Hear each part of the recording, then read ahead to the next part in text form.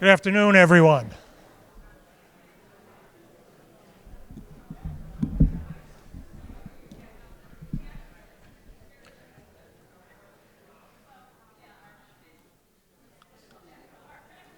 I'd like to thank you all for coming to this presentation on potential development sale of the Rossi property. I hope you have had a chance to take a look at what we have on the website for the revised plan, but you'll be seeing that here, as well as read some of my articles about it in the HK News. I assume you all know I'm your first selectman. There's usually somebody who doesn't, so I'm your first selectman if you don't know. We've got presentations. I'm just going to talk briefly here at the beginning. I will be turning it over to Bill Warner. We also have our environmental consultants here and the firm that wants to do the development. They'll all have parts in it. Afterwards, we'll open up for questions. But I did want to make a couple of points on why we are doing all this. We're trying to revitalize Higginham Center. To do that, that means we need to bring people in. To do that, it's helpful to bring businesses in. That's the goal we have with the Scoville property. That's the goal we have with the Rossi property, and ultimately with whatever we do with HES, which is separate and will be discussed at a later time. But just for your information, tax diversification, I think, is something we're also trying to accomplish. Right now, 81% of the taxes paid to town are paid by those of you in this room, private individuals. Commercial properties, business properties, the businesses they're on pay about 18%. We've diversified some of that recently. We've had success with the 2 apartment complexes on Tylerville, with the wellness center across from Haddam Meadows. We're continuing to diversify to spread some of that tax burden around. And the other concern or other difficulty with doing that, you also have to keep in mind that 97% of our town is zoned residential. There's not a lot of space for commercial development at all. All right, and with those notes, again, thank you for coming. And Bill?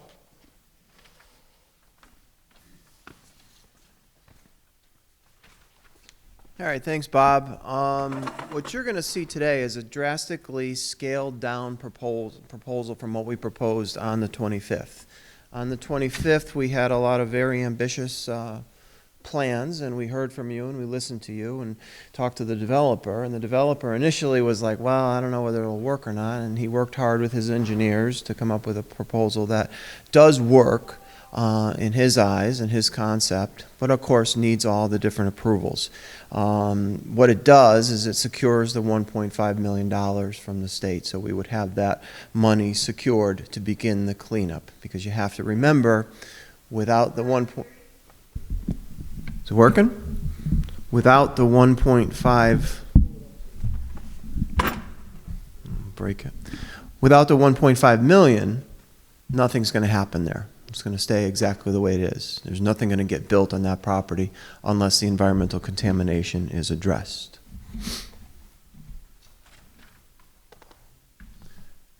So how we got here. So over a year ago, the Planning and Zoning Commission issued an affirmative 8-24 report to acquire the property. They felt acquiring the property for development made sense, and it was addressing the eyesore that existed in Higginham Center. We had a town meeting vote, and pretty overwhelmingly, the town meeting voted to acquire the property. So we acquired the property. Then I applied for a grant. I mean, the one point where we were kind of rolling the dice is when we bought the property without the cleanup money. We had some cleanup money in escrow that the Rossis had to put up, but we didn't have enough. So we applied to the state for $1.5 million to clean up the property. Ty and Bond here helped us with the application, and we were successful in securing the $1.5 million to secure the to clean up the property. The DECD, Department of Economic and Community Development, grants those grants. DECD wants to see development. They're about economic development. They're not about just cleaning up properties all over the state of Connecticut. They want to see that we cleaned up this brownfield property and then development happened. So the grant has a condition that we have a developer partner as part of the grant, and we have to have a partner to access the grant. So that's really why we're here, because we have to have a developer and a purchase and sale agreement with a developer to move forward with the cleanup grant, to close on the funds. Again, as I said, nothing will happen without the environmental cleanup. I just touched on the 1.5 million, and DECD has imposed a deadline of March 31st to close on their funds.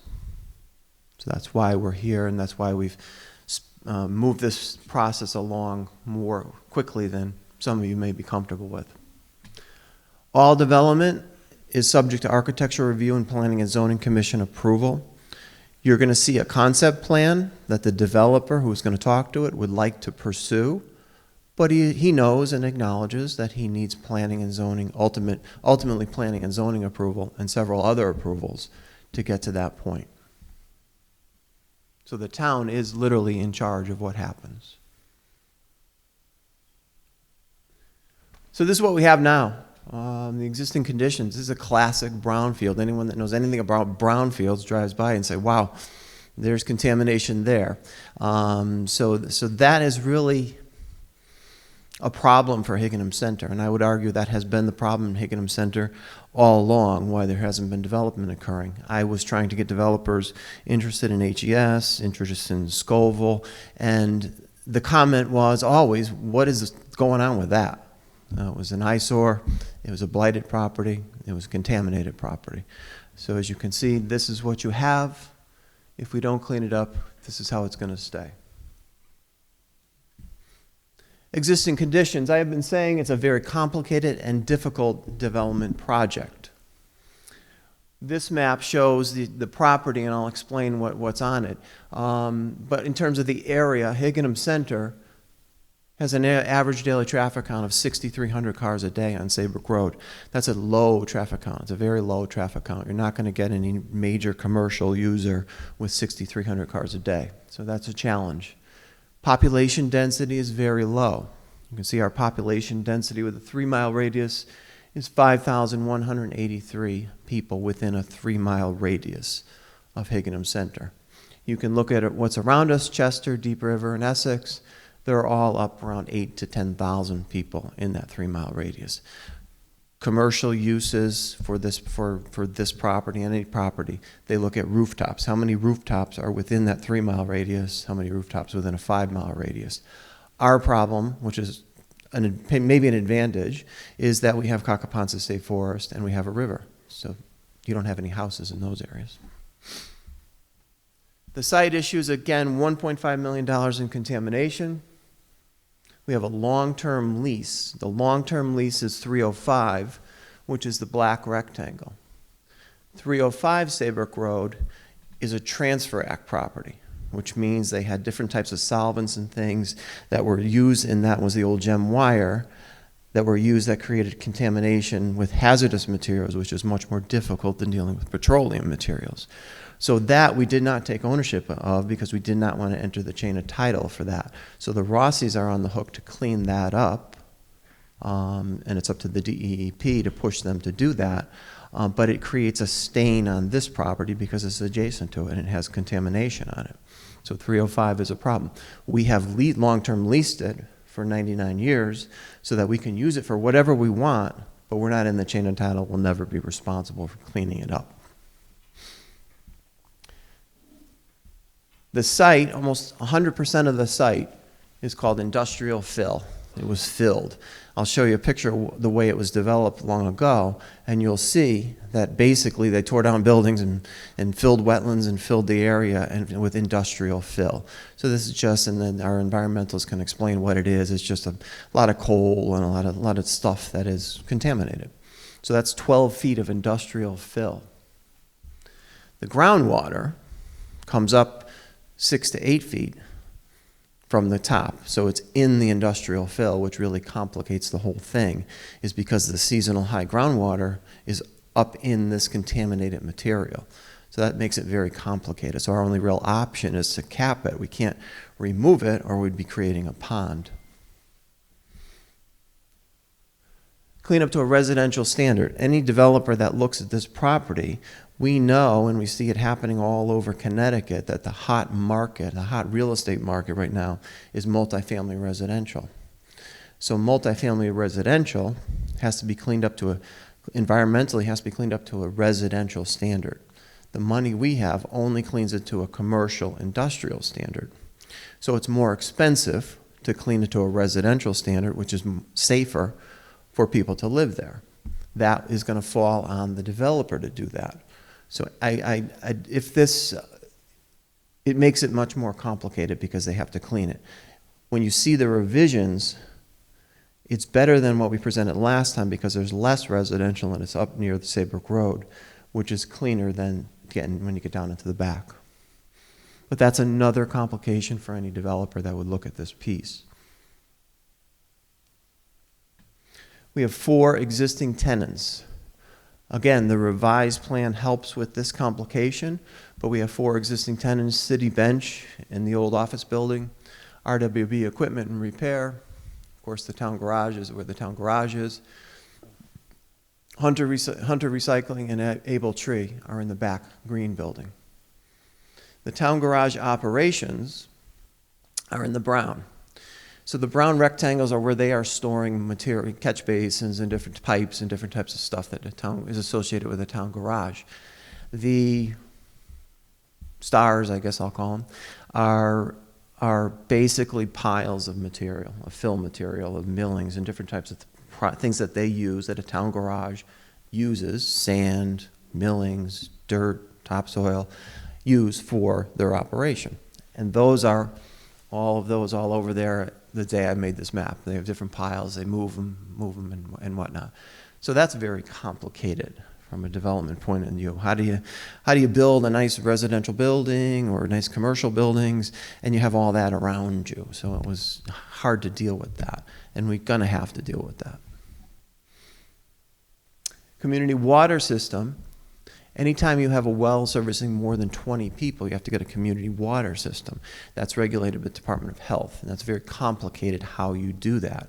We have some advantages here that the property is already approved for a community water system when Rossi had it, but the scaled down version may help us avoid that because we could maybe get away with two regular residential wells rather than a community well for the scaled down version.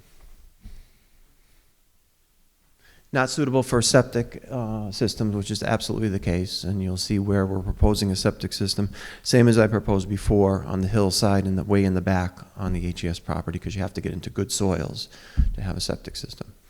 This is almost impossible to develop this with a septic system strictly on the Rossi property.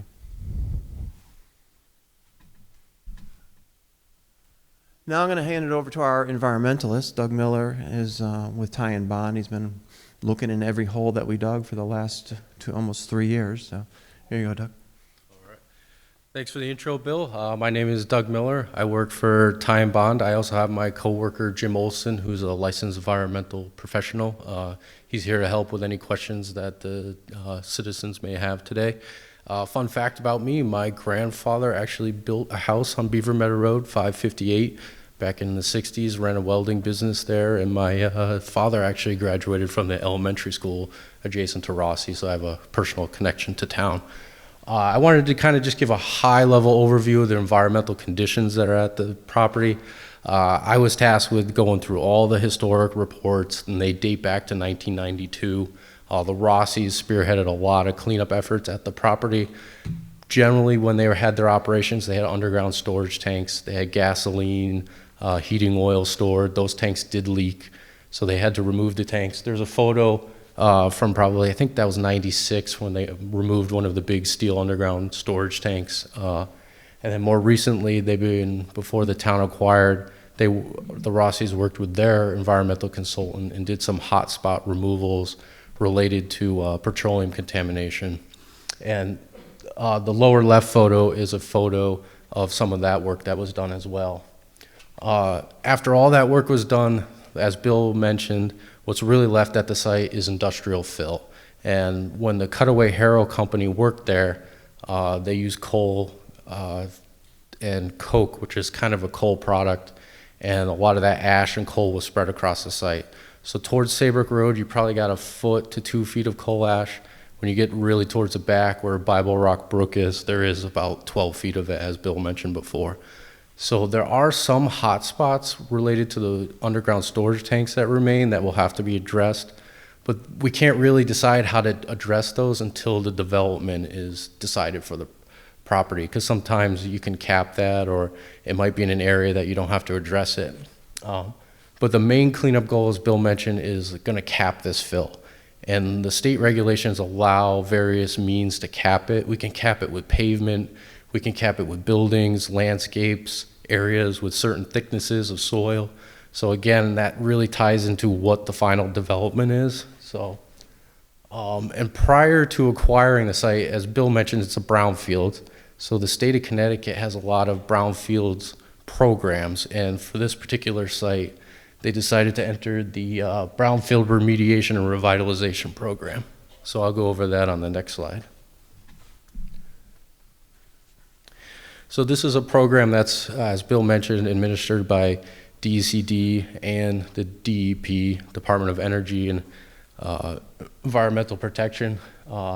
Enrollment is required before you purchase the property. So Time Bond evaluated which program, and we felt this was a good one for the town to enter. So they enrolled in December 2020 for this program. The highlights of it are it does provide liability relief because the town wasn't the one who contaminated it, so that's a good provision to have. It also allows you, a lot of these old brownfield sites were multiple legal parcels, so it allows you to only clean up the legal parcel that you enroll into the program, as long as there's not like a huge source of contamination migrating off the site. You know, your remediation, your cleanup stops at the property boundaries. And as Bill mentioned before, you know, the funding, DECD wants development, they want anything. When you get this funding, they want you to enroll into a program, because the program establishes timelines for you to clean up and actually utilize the money. They don't want this money awarded and just sitting around. So some of those timelines is, you know, as an environmental consultant, we have to complete our investigation and submit a report summarizing all that within 2 years of entering the program, and that would be this December of 2024. We're pretty close. There's some, like I said, there's some hot spots, some areas we might want to do a little bit more work, but it's really close. The site's been peppered to death with holes and samples, so there's not a ton left to do. You're supposed to initiate cleanup within 3 years, so we'd have to start the cleanup by December of 2025. And then ultimately, an LEP like Jim Olson would have to verify that the site meets state standards within 8 years of entering the program. So there is a timeline. It's all in the statute associated with the BRRP. And the good thing is that 1.5 million would cover all of these steps.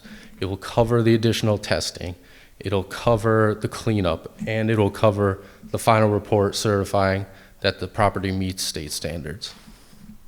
And as mentioned before, no developer, there's no money to cover the costs associated with the environmental cleanup. So, and I'll turn it back over to Bill. Now, what you're going to see is the developer is proposing the front half of the property. We've gone full circle back to when we first proposed to purchase the property. We were going to develop the front half. So now we're back to that. But I just want to emphasize to you that the 1.5 million will clean up the entire property, so not just the front. So it cleans up the entire property. Again, how we got here: $1.5 million grant included, condition that the town have a development partner. No developer, no money, so we need to secure that developer. We advertise statewide for developers on the Department of Administrative Services portal. Used to put it in the Hartford Courant, but nowadays it's all online, and they have a portal that all the developers and all the contractors watch, so that's statewide. We advertised there, and we only received one response from Higginham Village LLC, and that's John Salino and Wayne Rand. So we received one proposal, so that's who we're working with. The first thing I did when they started to design their concepts and come up with their concepts is give them some historical pictures. Because really when you design, the successful projects always look back to the past and design based on the history of the site. They don't just forget about the history, they try and connect back to the history. And what you see here is, first of all, what you see on the upper left is a strong street wall. That means the buildings are up close to the street, enclosing the street, making it more walkable, more friendly. So it's a strong street wall, and that's what you had. That is taken from the old school that used to be on the green. So from the upstairs of the old school looking out, that's from the green. And then you have more of a rendering to the right, indicating that it was densely developed. As you can see, almost the entire 4+ acres was developed as factory. So it was densely developed, and you can only imagine where all that went when they demolished all those buildings.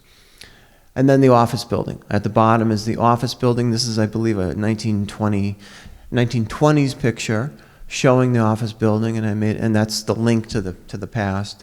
And I made it clear that we needed to keep that building. We actually have a sign a little smaller than that, which came with the building, which was used in the Chicago World's Fair when they were advertising their famous heroes. So it's interesting. And it's the tie back to the history, so that their architect really picked up on a lot of that to try and keep the industrial flavor of the property. So as I said, what you're going to see is conceptual plans, what the developer thinks works for him and how it can work. But understand that there's a lot of permitting. So even if the referendum passes, we sign an agreement with the developer and he begins his process, he's got a lot of hoops to go through before he can start a project or a shovel in the ground. We have to work with the Connecticut DEP for the remediation and the DECD at the same time to develop a remedial plan of how we're going to remediate this property. They have to approve all of that. And the Connecticut Department of Health, potentially for the community well, certainly for the the septic, which is going to be well over 2,000 gallons, so that all has to go to the state health department. The Connecticut DOT, anything within the right-of-way on 154 has to go through the Connecticut DOT for an encroachment permit. In the Wetlands Commission, they have activity, the property has activity within 100 feet of the brooks, Bible Rock Brook and Candlewood Hill Brook. So that would have to go to the Wetlands Commission. Architectural Review Committee, we're working on a new Architectural Review Committee, a couple new members. We had a meeting this week and very interested, very active. They're going to review all the plans for the architectural style and what works well for that. What's important to point out is that this is in the Higginham Village District. The Village District, by statute, is the strongest type of zoning you can have in Connecticut, all the way down to the color of a door. So the town has control over that stuff. So Village District is very powerful zoning. And then ultimately to the Planning and Zoning Commission for public hearings and special permits for the final approval. Again, only seeking today for the vote, we're only seeking approval to accept the $1.5 million grant and to sign a purchase and sale agreement with the developer. Once we sign a purchase and sale agreement with the developer, we send all that to the state. The state sends it all to their outside counsel to begin the closing documents to close on the $1.5 million. Then we have the $1.5 million. Yeah?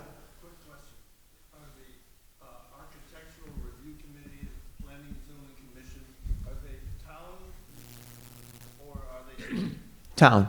In the Wetlands, Architecture, Review, Planning and Zoning are all local people. All local people. The Planning and Zoning is an elected body.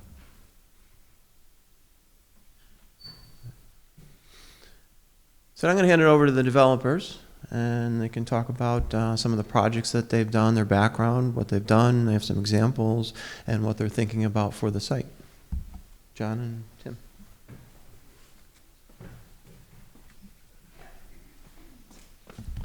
Got to move this down. John and I are not as tall as Bill. How many folks were at the meeting we had a couple of weeks ago? I just want to know how many people I'm boring to death. So quite a few, but there's quite a few new folks. So those who I'm repeating myself for, I apologize. Those are hearing it for the first time. Certainly, if you have questions, because it's a little bit different information, please do not hesitate at the appropriate time to ask your questions.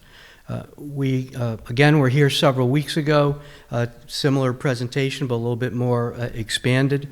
And again, any policy decisions to do with what you want to do as a community are not anything to do with us. The issue of where a town garage should be, how you're going to use this site going forward that we do not acquire, does have something to do with us because it affects any development we're going to have adjacent, and we'll talk about that a little bit. We developed a plan with the garage removed at the request of the town, because your town plan of development did provide that was a goal. Then we, working with your town staff. Then we were present at the meeting at the firehouse a few weeks ago, and it became very clear that there were people who had concerns about the relocation of the garage, depending which area of town you lived in, but very divisive. And after that meeting, Bill and your first selectman approached us and asked us if we would consider scaling down the plan in a way that for the time being, the town garage and the other structures portion of it could be retained. So John Salino, who's here to my left, working with his partners and our professional team,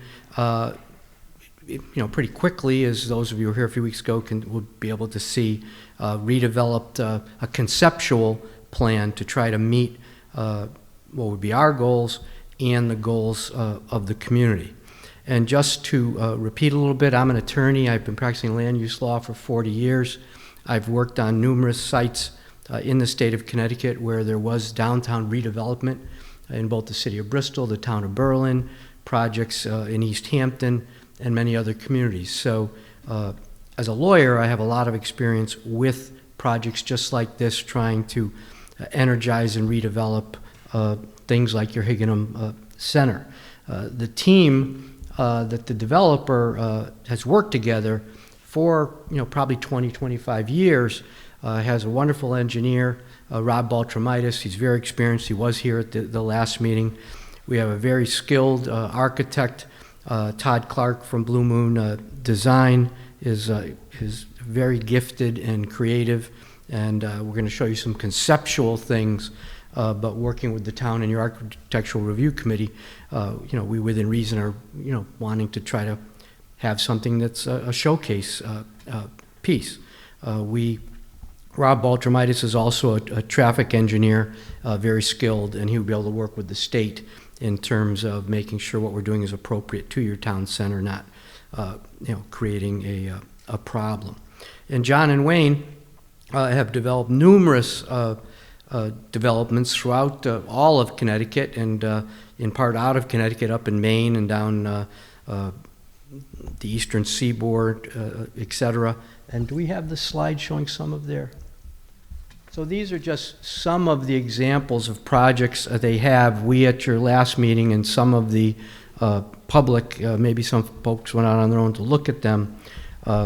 They've developed several plazas in the town of East Hampton. They've got a development, which you could see in this lower area, which is somewhat the incubator space we're talking about, that has everything from yoga studios to a brewery to dance studios to professional tradesmen, and you can just drive down Route 66 and before you get into the center of East Hampton, and you'll see it, and it's very, very well done and attractive that they've had. They've also developed many storage warehouse uses, one in the town of Old Saybrook, where it was so well received, they've encouraged us to do more there, and once the town planner in Marlborough saw that building in Old Saybrook, he then approached us, because we had a site in Marlborough that was underutilized and empty, and he approached us and said, that would be a good site for what you did in Old Saybrook. And working with the town planner in Marlborough, we amended the Marlborough zoning regulations, and then they approved a self-storage building in there that if you didn't know, you just think it's an office building with a garage entry on the side. The key was we were able to work with the town staff on the architecture to make it complementary. And that's what we're also trying to do here. So you can see some of the quality of the things that they've done. The new plan that we have developed. A few more. Oh, okay. If you're going to ask a question, I'd ask you to come up to the microphone because this is all being recorded. And if you don't, the question isn't going to be picked up. And why don't we just wait a minute and then we'll take whatever questions you have. The concept of the new plan working within, do you want to present this part? Okay. The concept of the new plan that we have provides less housing, 21 two-bedroom residential units. By terms of the state grant program, we are required to provide 20% affordable housing. So that's part of the state has several requirements that fall upon the developing side of this to get the grant, one of which is there's got to be an affordable component to any housing. The second is the developers will have to commit to an investment of at least a fixed amount of money. We're estimating it's going to be $3 million or so. And if they do not prove they've invested that money into the site and build it within a certain time frames that will be established in the development process, they sign personal guarantees to repay the state the cleanup money. So from the town's point of view, they get the cleanup. If we don't do what we say, they get that cleanup done, and the work's free. It's on the developer's back. So we have the 21 two-bedroom units. That is shown, you'll see in a moment, in the front. We have 8,500 square feet of flex commercial space. That is what we've described for the yoga studio, the brewery, the local tradesmen, etc. And we have 60 self-storage units. I think it's about 7,000 square feet of self-storage. And that is a key component for us because it helps create an income stream to carry the property. And more important with the redesign, if you can go to the actual picture of it. So if you look here in the red along the street frontage on Saybrook Road is where the units will be. Those units have been realigned so they are two-bedroom units on 3 floors. We're going to try to maintain the architecture as Bill described. We'll look at it in a second. In the purple, I think it's purple, is your original office structure that the goal is to redevelop that as a restaurant and to create some outdoor space around it. So there's some sitting areas. There's a gazebo proposed out in that area in our conceptual design. In the magenta, I think it is the flex commercial space that would have those various commercial uses in it. And in the light blue are the storage structures. Now we have reworked that in the center. The larger building are actual garage storage units, and those become, and on the wings are the smaller storage units. Those become very important because we had to rework our residential component. They actually create a parking opportunity to have the garages for our units. So we anticipate in that center area, although it's technically self-storage, those would be garages that would be rented and dedicated to the residential users, and they would then be able to also use some of the self-storage for the support of the rental housing opportunity. It would also be rental housing opportunities for your community and your surrounding community. And there's we won't get into it here, but there's very reliable data on how much self-storage you would have for a population area, looking at the figures that Bill talked about earlier, and this just about meets those criteria. Now, other changes that had to occur in our mindset design for the location and placement of structures was we have now designed things so they, in essence, block or border your town facilities. because quite frankly, this was one of the things as a team we wrestled about, because now we're investing this kind of money, but we're next to your town garage. So depending, if you do some of the other things Bill's recommending properly, it softens that impact. But those of you who were at the meeting several weeks ago, nobody in this community, whether you lived up on the other side of the river, you lived in the neighborhood they were potentially proposing, you live on the other side of Route 9, nobody seemed to want to be near the activities that come with the town garage. And we're going to be investing millions of dollars in housing and other opportunities directly next to your town garage. So part of what we're designing here, because of the town garage, is to use our structures as the buffer, as the visual buffer, as the noise buffer. So depending what your activities are over there, they cannot impact our development in a negative, as negative of a way. Then the other reason we've situated things the way we have is we're working with much less land. So we had to try to do it in a way that utilized the area that we have to work with. And I think one of the primary goals for the community is to create a good streetscape coming through your center, and to create something that has some economic and personal vitality to boost the center there, which I think all of this does. And then if you go to one of the next slides, I think has some of the architecture. So that's existing on the corner here. Down here is your office building. Basically, the line, the potential property line would be through here. Right.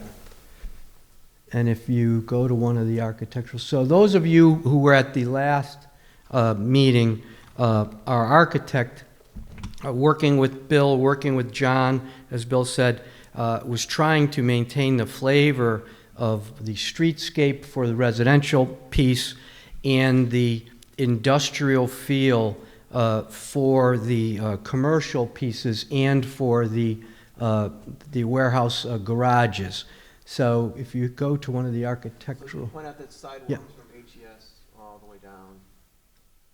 Yeah, so there is a goal to create a pedestrian-friendly environment, to maintain sidewalks along the thing, to maintain, if you look at the office building, to have an outdoor sitting area that might be able to be a part of that, and carrying it down along Depot Street. And the town has discussed, which we don't have any impact on, utilizing that lot across the street for something other than the industrial type public works uses, to maybe create something that is an opportunity for a public recreation area, complementing what we're doing, but also complementing the center and the community. So this is just a rendering. There's your existing office building. It's a rendering looking back towards what the flavor could be of the storage areas. You can see they've tried to maintain the metal roof lines and the structures that you would see typically on the top. It was on the original buildings that were there, the skylights along the top. And actually driving here today, 2 exits up, there's a small brick older industrial building that has that exact, I don't know if it's in your town, it might be one town over, I think it is in your town. But from the highway you can see it has that exact type of flavor, and the upper complementary skylight area for lighting, etc. And to maintain the streetscape, Todd designed that to try to be consistent with what was traditionally housing you would have seen complementary to a factory complex, townhouse looking to housing along the streetscape, and of course maintaining your existing office building.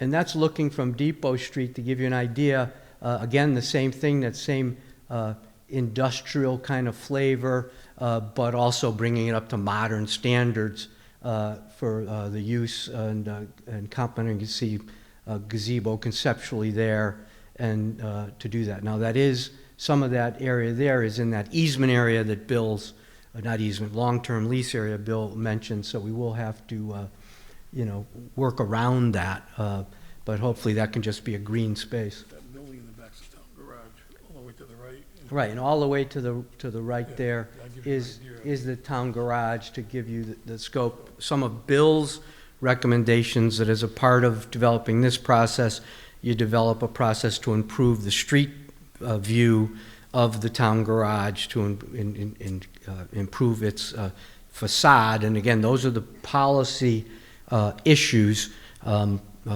However, based on what we ran about for costs for the other work, that would seem to me to be the short money. But that's something, in the short time we've had, I don't think they've been able to fully explore that. So that's just an example looking at the self-storage piece. You can see we have actual garages, as I've described, in the center. We want to try to have things that accentuate, more high-end architectural stone, the lintels over the windows, appropriate grid. So from a street view, it's still going to look very good, and it's also going to be hidden behind our apartment complexes. But it would have both a functional of the income stream it provides. Your community does have a need for it based on what we've looked at the demographics, and it will complement our residential piece. Again, these are conceptual, and we are, need to work with the town. We've hustled to get this done. My client they're very collaborative when it comes to this stuff, mostly because they've assembled I'm just the puppet master, but the professionals they have working on this, the architect, the engineers, the other professionals, they're top shelf. And Bill's worked with most of them before, and they'll work hard to try to do something that complements your community.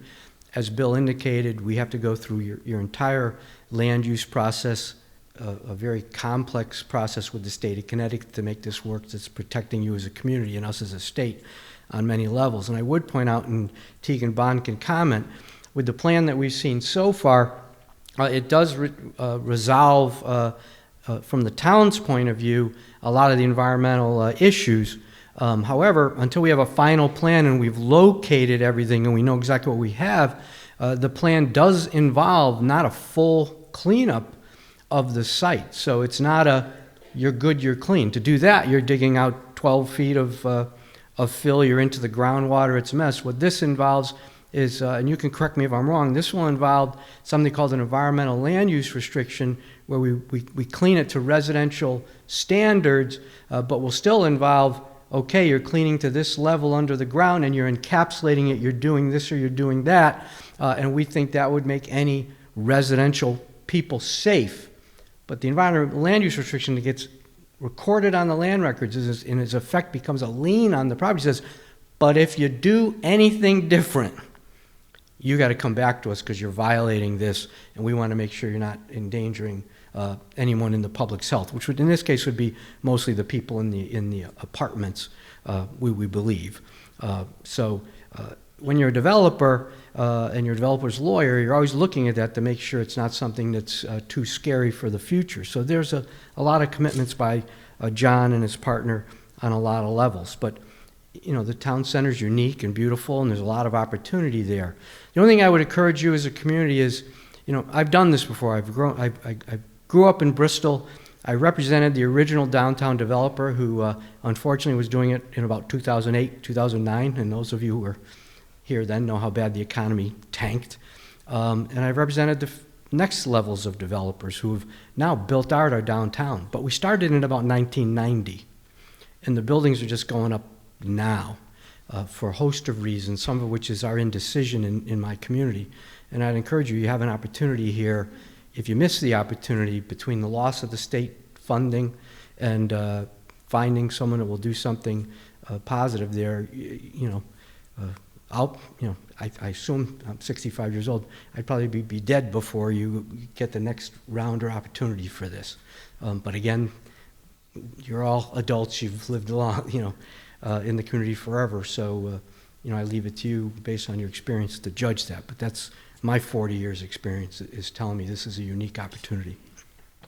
And I'd be happy to answer any questions, and John is here as well. Why don't we just wrap up before we... Okay. John, you want to say anything?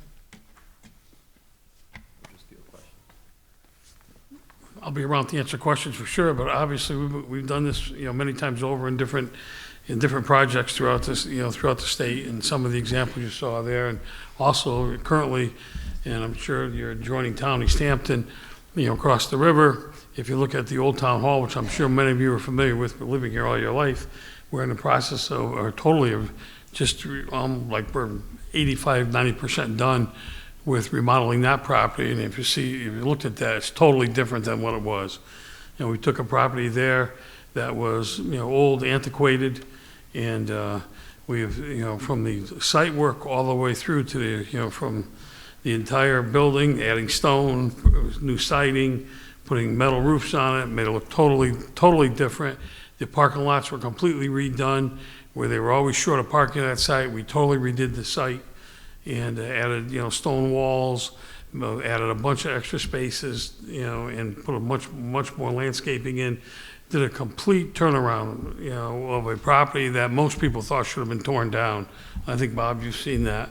And that's an example. The Middletown Glass Building, which was an eyesore in town, we did that a few years ago. So we've done this, we've gone in and we've done some projects that, were quite challenging. When we looked at this situation, frankly, we got a real eyesore there, and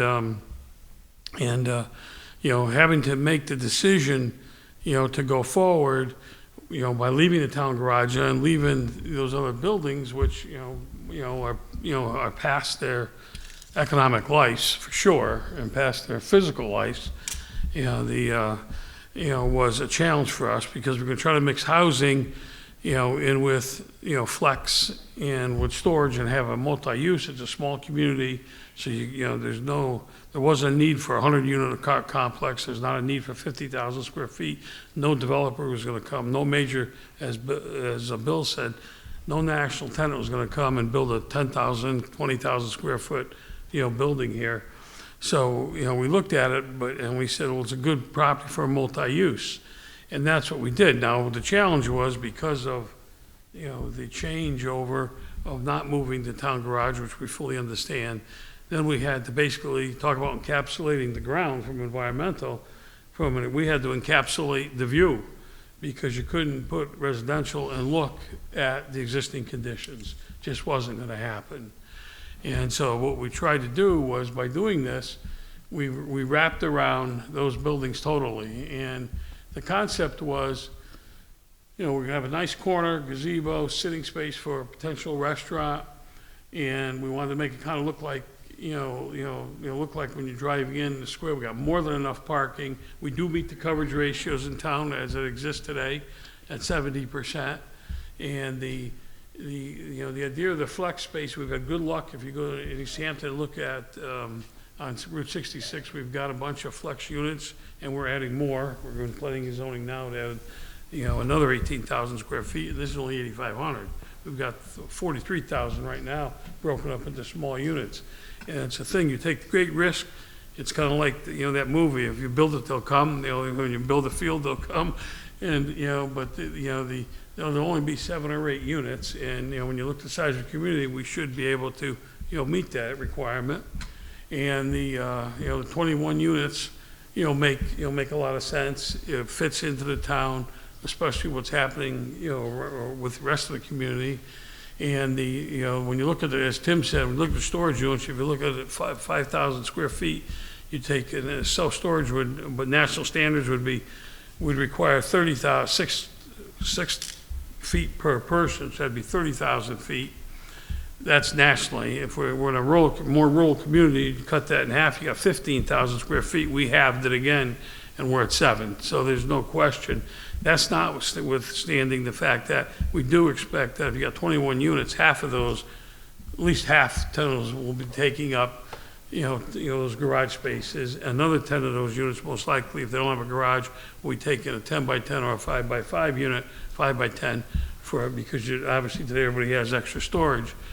We even have and if they have vehicles, we have room for that. So that, that all, to make this whole thing work and to make it viable, it was a combination, of sources, and it was a tough task to work around what the existing was, and that was the goal.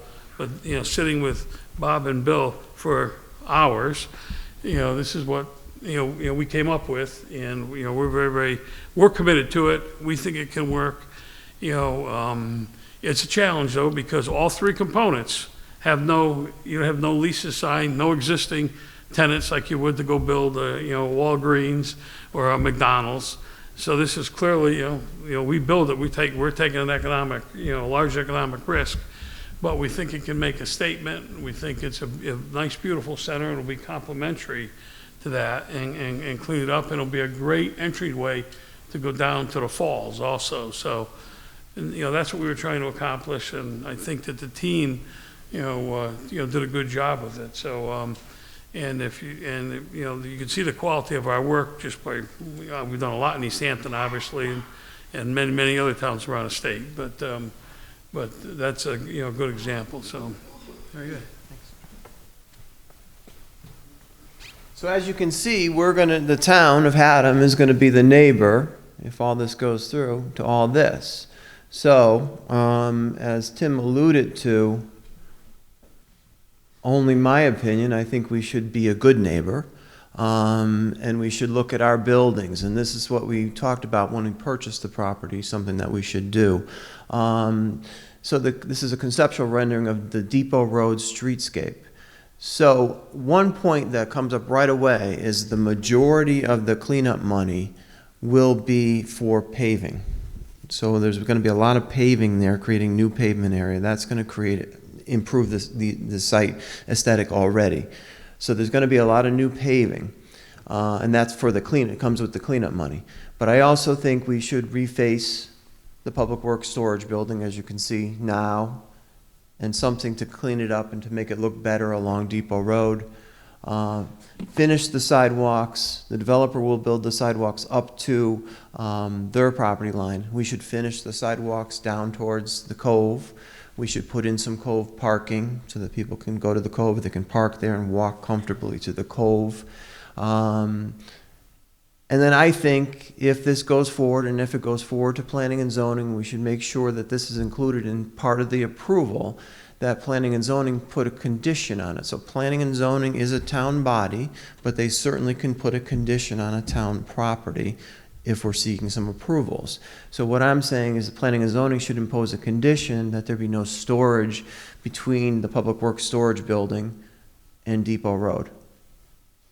So that would keep all the pipes and the piles of different materials off there, and to start to create a more attractive streetscape. So now you would have sidewalks down, plant street trees, have nice parking, nice new pavement, to a cove parking lot, and then to the cove. And that is how we start to create the connection between between hopefully the new restaurant at the office building and Higginham Center all the way down to the cove, so that we can create the connection between the cove, the river, the cove, and the center. Financial considerations, again, these are just estimates, but the grand list for the entire property right now, for the entire property, is $644,000. When we bought it, the Rossi's were only paying $21,000 a year in taxes. Going forward, we'll have the $1.5 million of environmental remediation on the property, which is going to add value. We're going to the potential new revenue, just estimates based on other apartment complexes. The 21 units, about $80,000 a year. The flex space, about $11,000 a year. The storage units are based on more of an income approach, so these are just by square footage of similar buildings, but it could be more, $13,000. So a total of $103,000 versus the $21,000 that we were getting previously from the Rossi's. The purchase and sale agreement says the purchase price is $250,000 with the condition that the title does not transfer until the developer has received all approvals and invested at least $3 million. The idea here is that we could, you know, whether, I don't think it would work. I think it would be a deal breaker. But if we got money up front, that would be one thing. It would just be absorbed into the budget and gone.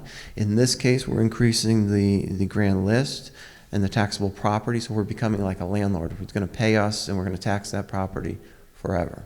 So we want to increase the value of the grand list is the key thing for a town. And then just the conclusion, why support the proposal, consistent with the plan of conservation and development. Mixed use is allowed under the current zoning regulations. All work subject to architectural review and planning and zoning approval. Self-storage requires a zone change from the Planning and Zoning Commission. So again, some people have expressed a lot of concerns about self-storage. I think the plan shows that it is really hidden from view, but it does require a public hearing and and approval by planning and zoning.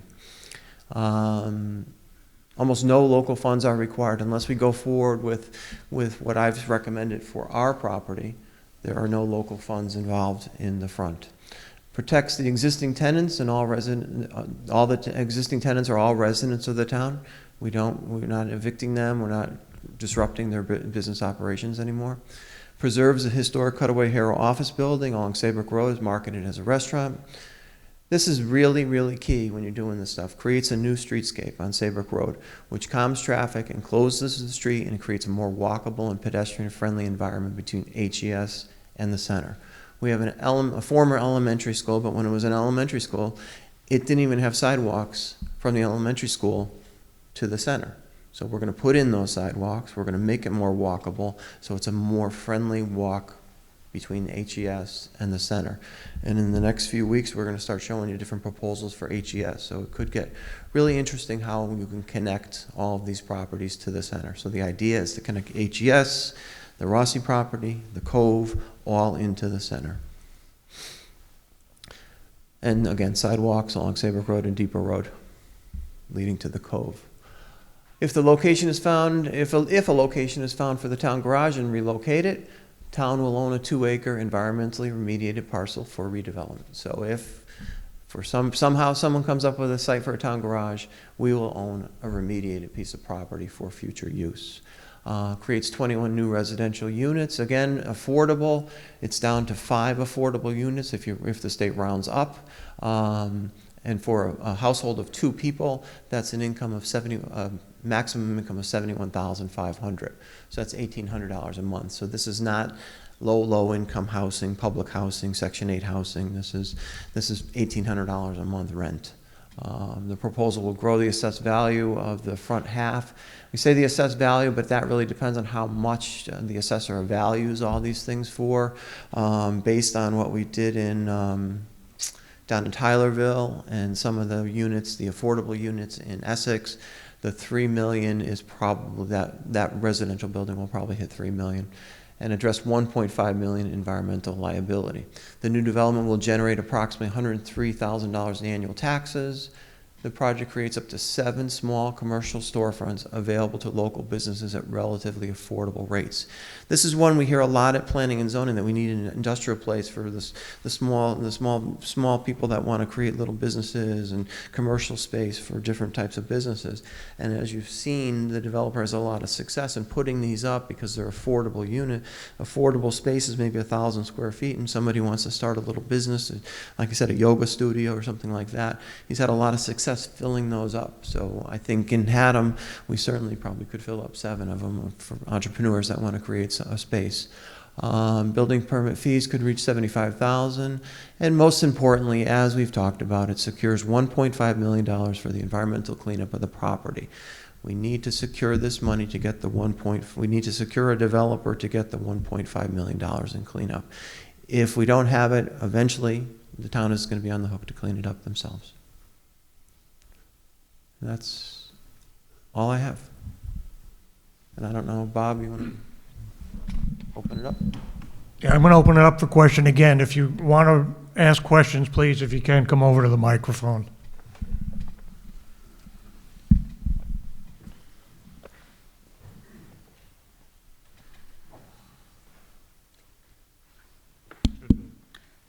Yes, good afternoon. My name is Cheryl Haas. I do have a little bit of knowledge because I am a sanitarian. So can you go back to the full site plan and maybe outline what the original lot is? Just so I can get...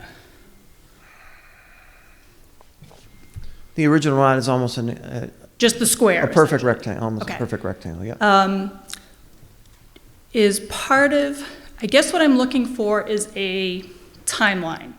Part of doing all these lot line modifications, obviously one, essentially cutting the lower portion of the lot, and then it appears maybe obtaining a certain portion of the parcel, which would be the good soils for a septic system. When you modify a lot line, you are required to show code-complying areas. I have heard that we have 12 feet of fill, so maybe someone from Ty and Bond can indicate as to where they think, and I don't even know if that back building is served by a septic system. I don't even know what's in that building, so, There's an existing septic system for this, okay. and there's an existing septic system that isn't used right in there. And so the back building that will be on its own portion, that, what is, None of these have sanitary facilities. so there's no water usage whatsoever in them? No. None, and there's none that will be further proposed? Because I heard a lot of contaminated fill, and if we're splitting land, where does that leave us as a town X amount of years from now to, if there was further development that wanted to happen on that back portion of a lot? A future presentation will go into, and this is the problem that we have, future presentation, we have Jacobson is designing a community septic system for us. The community septic system areas are here and here. That's 2 parcels up to 7,500 gallons a day. So those are those 2 septic systems, so they could be pumped up into there. And then this is the lower area on the HES property where the good soil is for this development, which would go into there. Which that is. So becoming this the new- may That's have- becoming the new lot line, correct? There's a few different ways to do it. We could do it by easement, we could do it as part of the community septic system, or we could do a new lot line. I don't encourage that the town own an easement of a septic system, but that's a whole nother discussion. Okay, that was just one of my, so the process moving forward is, one, to sign a purchase and sales agreement with the developer to move forward.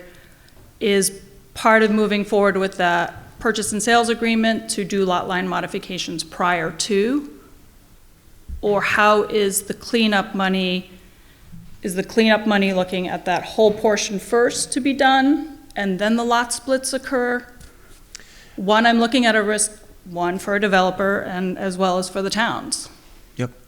Yeah, no, I mean, the timing of it is obviously complicated. We would have the money for the cleanup, and we have existing lot lines. It's not, so from a zoning point of view, we have existing lot lines that are on that 4.8 acre piece, so it's not really a zoning issue of creating lot lines. It's a question of, as you're saying, public health. We would have to figure that one out. I mean, we're working closely with state health on these systems, so we could probably create something to pump up to there. Okay. But the timing of it, we got a long way to go before we get to the timing of it. No, I understand that. I'm just trying to understand what might be that process to move forward to secure one. And I will say that I am in favor of securing the 1.5 million. I also just want to make sure what are those risks to us as taxpayers and even potentially as a developer. Yeah, as of So- right now, securing the 1.5 million is just executing the purchase and sale agreement. But we're executing a purchase and sales agreement without having any lot line modifications approved. So I'm kind of, So your town attorney's not here, I don't believe so, in fairness. They've been, both an environmental council and town council, been intimately involved, working with both me from some of these perspectives you're raising, and working with another attorney that works with this team in New Britain on contractual things. So any contract we're going to sign says before we're obligating ourselves for $3 million worth of, we're going to need the appropriate approvals. So there will be contingencies in the agreement that protect both the town, because your town attorney is going to provide for that. So if she needs, working with your engineering folks, some rights to get access across for potential community septic, they will reserve the right. That will be a contingency. And we will have contingencies for these approvals, we may have a contingency asking the town to take care of at least the front yard. And the key, though, is that does have to happen pretty quickly to preserve the $1.5 million. So, appreciate, I don't know if you were at the meeting 3 weeks ago, but there's been a lot of work done in 3 weeks to get to this point. And both John and Bill, your first slide, have kept people involved so we can do those. But be assured, everything you've just mentioned is in the kaleidoscope of what we're discussing. And we should not need a subdivision approval to reallocate lot lines based on the. But you will existing- need health department approval. No, we do. They do need to draw the circles and make sure they have. But what I'm they have. also concerned that, has there been soil testing done in what is that proposed leaching? Go ahead, John. Sorry, and maybe. No, let me, actually, 'Cause let me speak a little. Can I just, is Ty, you're the representative for the buyers, or for the town? Okay, sorry. Let me just, the original concept, and we got involved with this thing originally, was that that Jacobson with the 7,500 gallon potential fields, was that was gonna be used not only for the downtown area for expansion, but also for this property. As we got more and more into this, and talking to the people and the potential, that the downtown, existing downtown may need, and then speaking with Bill and Bob, actually and with Doug, they spent some time talking with Jacobson. They were at a meeting, and the concept came up with, can we build on if you look at that hill, and if you're a sanitarian, there's grades there. Can we put a viable system there? And according to Mr. Jacobson, and again, he's not here, so subject to him not agreeing to what I'm recalling what was said, was that, we could definitely put a system there. And at that, Bob and Bill came to me and said, if we, that land obviously is not going to be used, for the HES property, would you put your system over there for your projects and let us use the 7,500 gallons that originally was going to be used for this project, and you guys take that and build it yourselves over there. And, again, is a big economic cost to us for doing that. And but we agreed that we would do that. And, and by doing that and getting that ultimately, tied into our property, that, we meet all the requirements for the 70% coverage ratios in town too, and don't need variances. And that also protects, gives us the added, we're controlling our own destiny when it comes to the septic that way, versus not taking anything that was previously designed as, for capacity for the downtown. So that clearly was quite different than we were originally in the conception. Well, again, it was told to us that those are excellent soils for that. No, and I'm not disagreeing with any of that, and obviously I understand we're in early stages of concept plans and approvals, but clearly the first thing that does need to happen with this for anything, for even a purchase and sales agreement, I think, to go forward, is lot line modifications. And so if you're looking to close on a deal the end of March, I'm curious to see where you stand with state of Connecticut approvals. It's contracts and securing a developer, the contingencies, including some of the things Okay. you've just listed, would Are still be out listed in the there. purchase and sales Because you gotta remember, we're not agreeing to close on this till we have all our approvals, and we don't even have fully designed plans to present to your zoning commission, your Perfect. village commission. That's gonna Okay. take a little bit of time. All right, appreciate it. Thank you. Good luck. Hello, my name's Ed Miller. Just a couple quick questions, because I'm sort of new to this. I live in Higginham, but the residential units, are they condos? Are they going to be sold to tenants, or they're rentals? So you're going to manage the property, or your client's going to manage? The goal right now is to have rental units. Condominium is a form of ownership. You don't Yeah. develop something as a condominium. Some things are converted to condominiums, but the current intent is to own it as a cumulative project, lease it, manage it in that fashion. So is having a septic system for like because I'm used to septic systems household, and so you're sort of careful what you put in Yeah. your septic and, you know. Septic So system, how do you septic manage system that? laid out there in the discussion they've been having. It has the septic that would be required for residential use, the number of bedrooms we're proposing, and for the commercial and for the restaurant. I don't believe the storage requires any capacity for a septic, but what they've designed there is considering this project. Okay. And the storage, I've seen units where they're sort of managed, you know, you have gates, people have to go in. This seems like it's gonna be open, so is there gonna be any kind of, do you envision, limits on when people can access their units, or, you know, is that gonna affect the, you know, people wanting to live there? If you got units that people rent and they're going there at all hours to open, you know, bring stuff. So drive the truck typically, up. and this developer has lots of experience with this usage.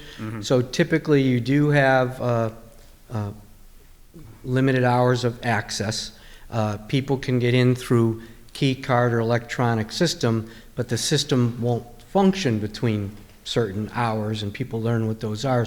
And very often, they are fenced and protected sites, but in this case, a little bit different is we have a lot of activity around the site, so we're not as worried about, you know, the lone guy on the back 40 showing up, breaking in and doing whatever, because we have people around. Yeah. So they do have a lot of security-based things. They know who's coming, who's going. They often have on-site staff part of the time.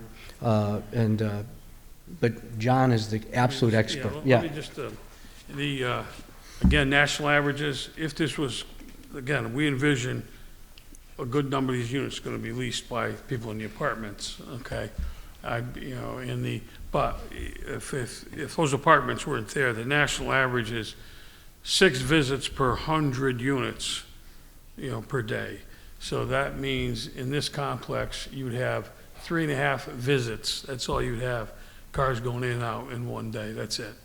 And so, you know, the activity level in storage is extremely, you know, minimal. And the way this is designed is that, you know, if we, you know, right now we have not designed it to be as we have in similar in East Hampton, we've had no problem at all with open, you know, without gates in access, you know.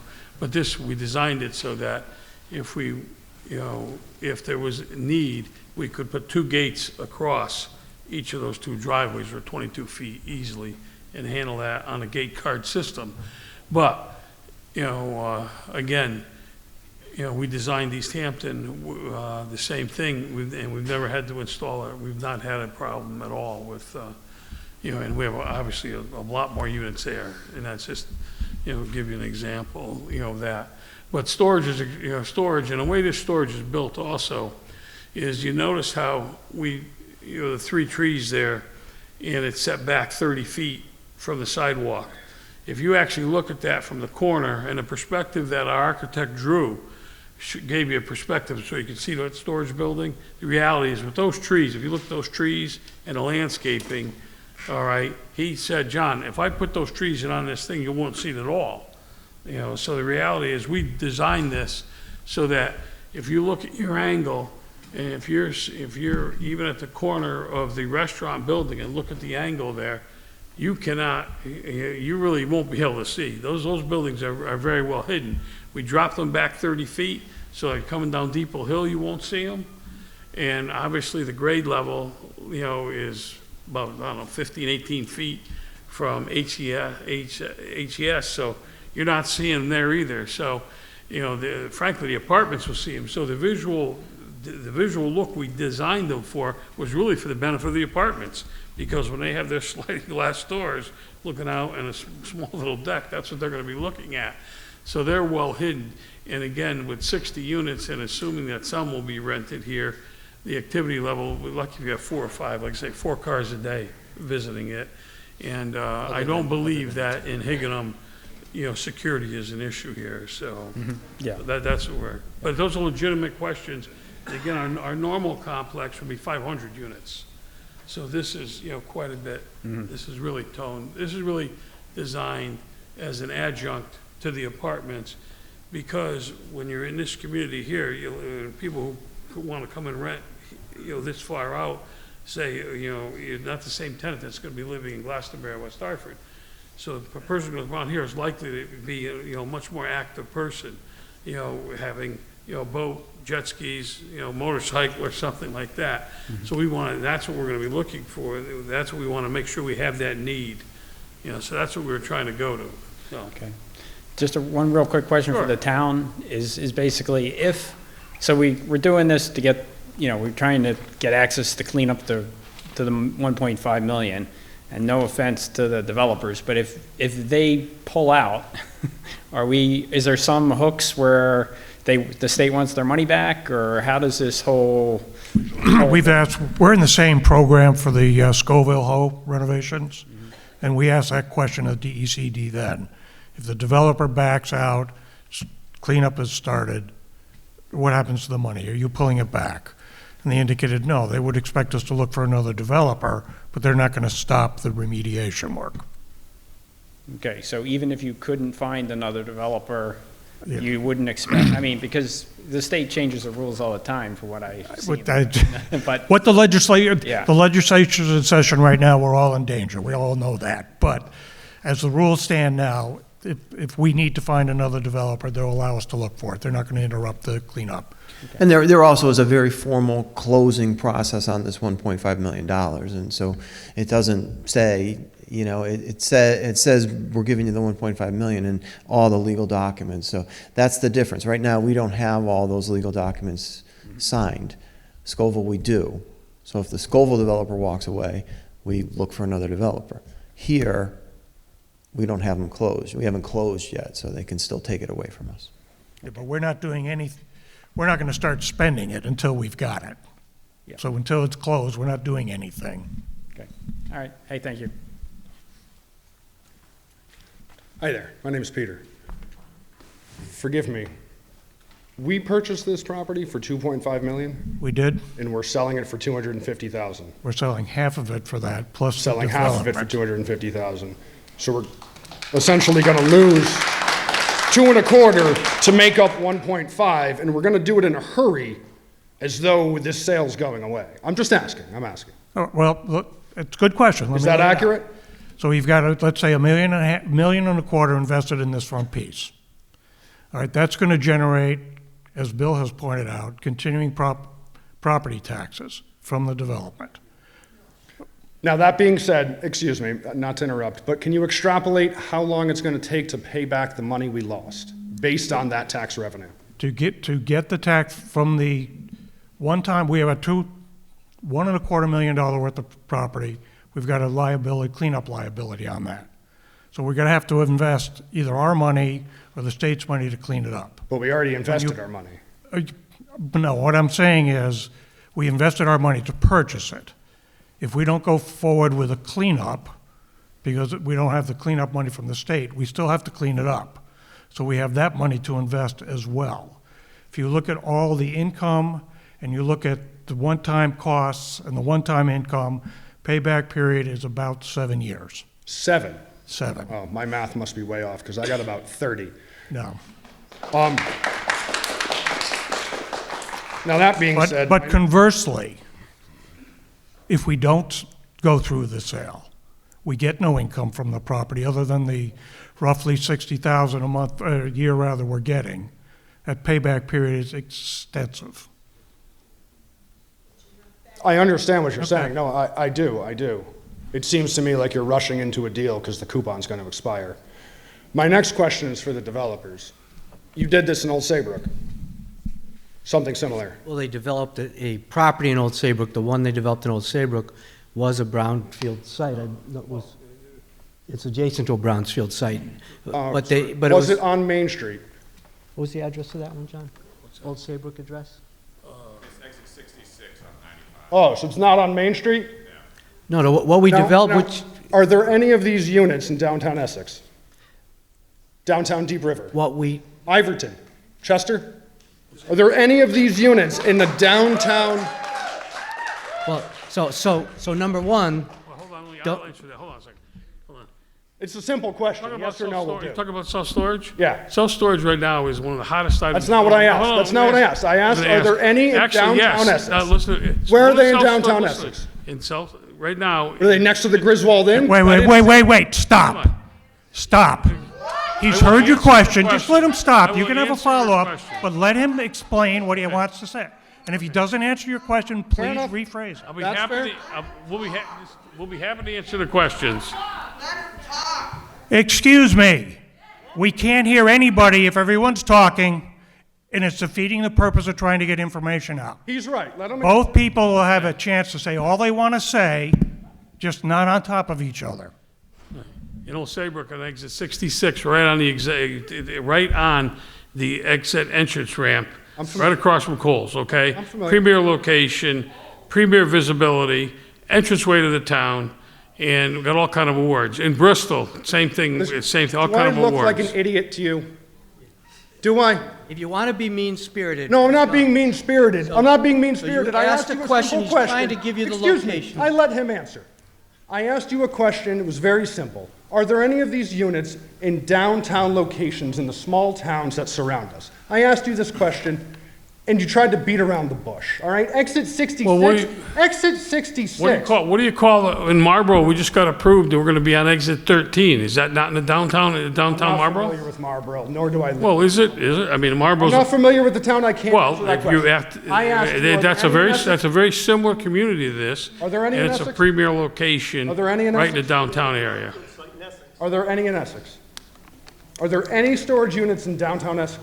Actually, yes, there is. There's storage units in Centerville, right off of the Main Street in Essex, right behind it was the Mexican restaurant there, and behind, I think it's Jack's Steakhouse. It's right there, right Call that directly behind it. That's downtown Essex to you? Jesus Christ, I don't ever Well, want to go out. that's Centerville. I mean, that's a downtown area. Beating around the bush and you're blowing smoke up my ass, and you know you.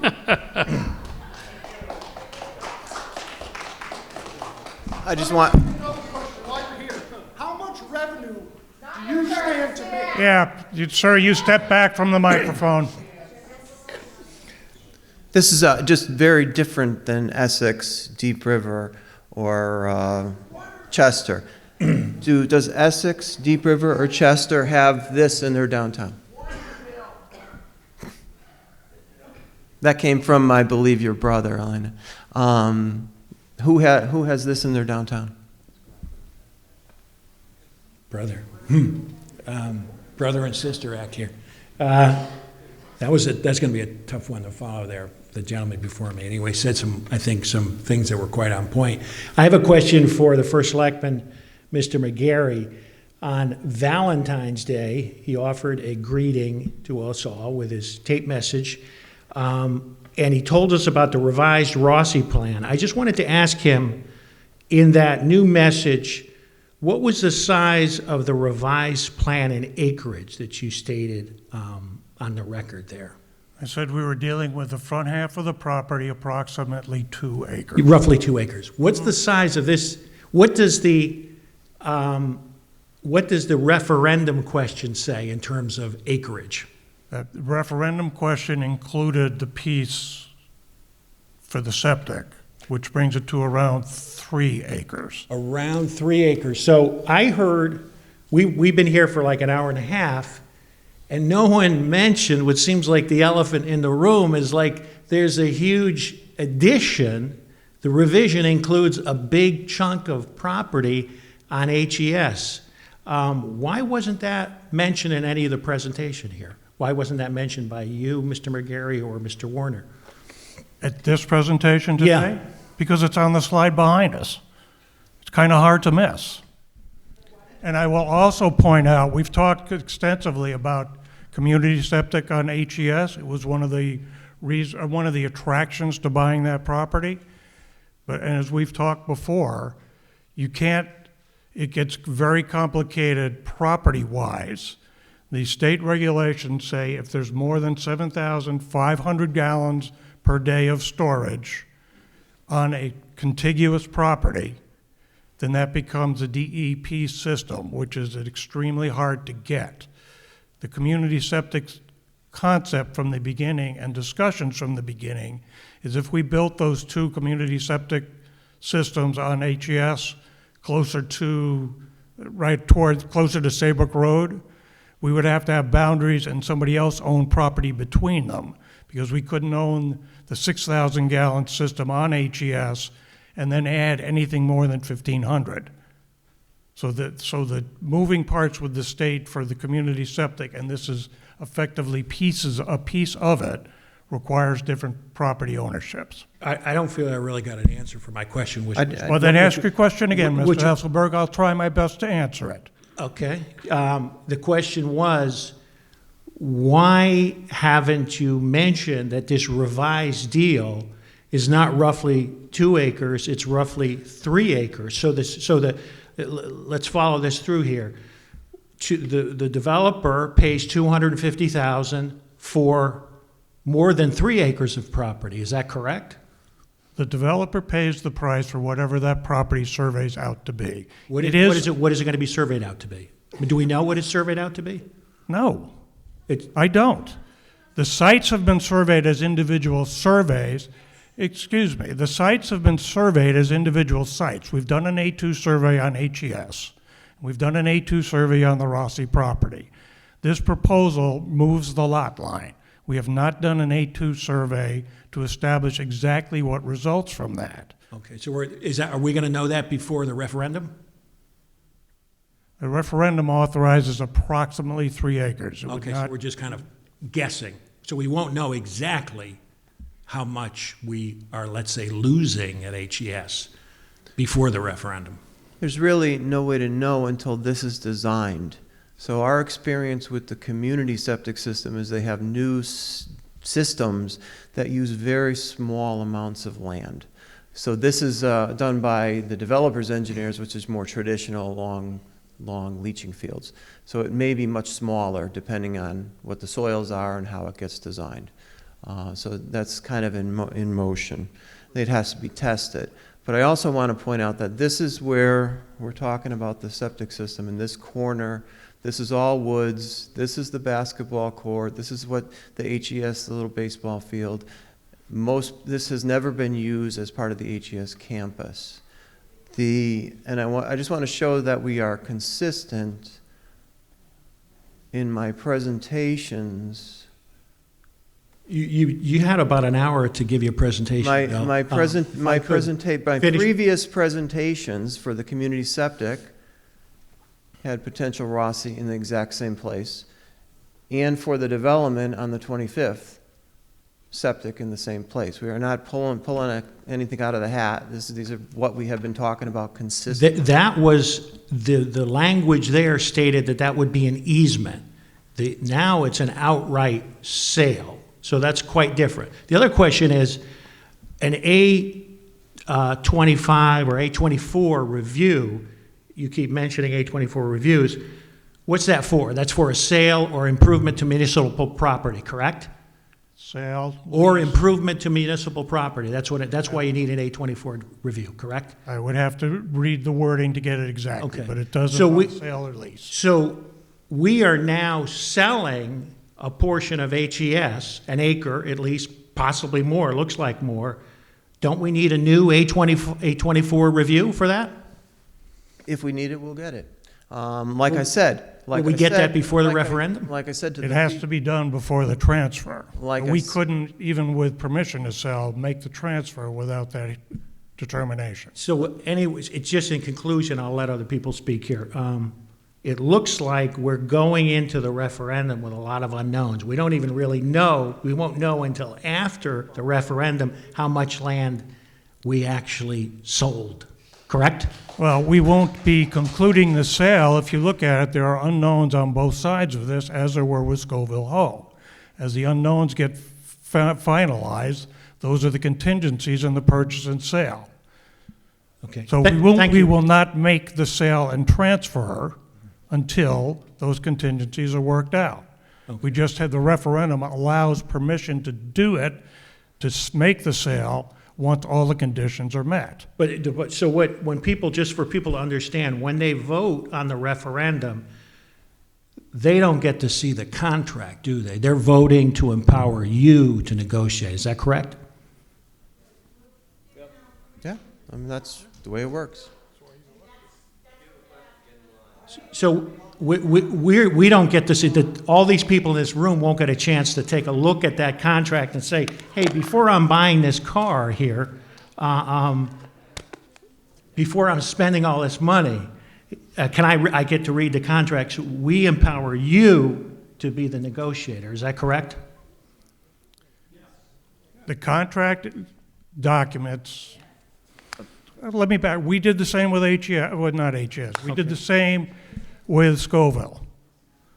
Okay, I just wanted to, you will, what we are voting for is to empower you to execute that contract. So really, we have to trust that when you do that, you'll be looking out for the interest of Haddam. Is that correct? That's correct. And that's what you elected me for, Eric. Okay, thank you. It's not just to do what I want to do, it's to do what is best for the town of Haddam. Okay, so, okay, Thank thanks. you, Eric. Thanks.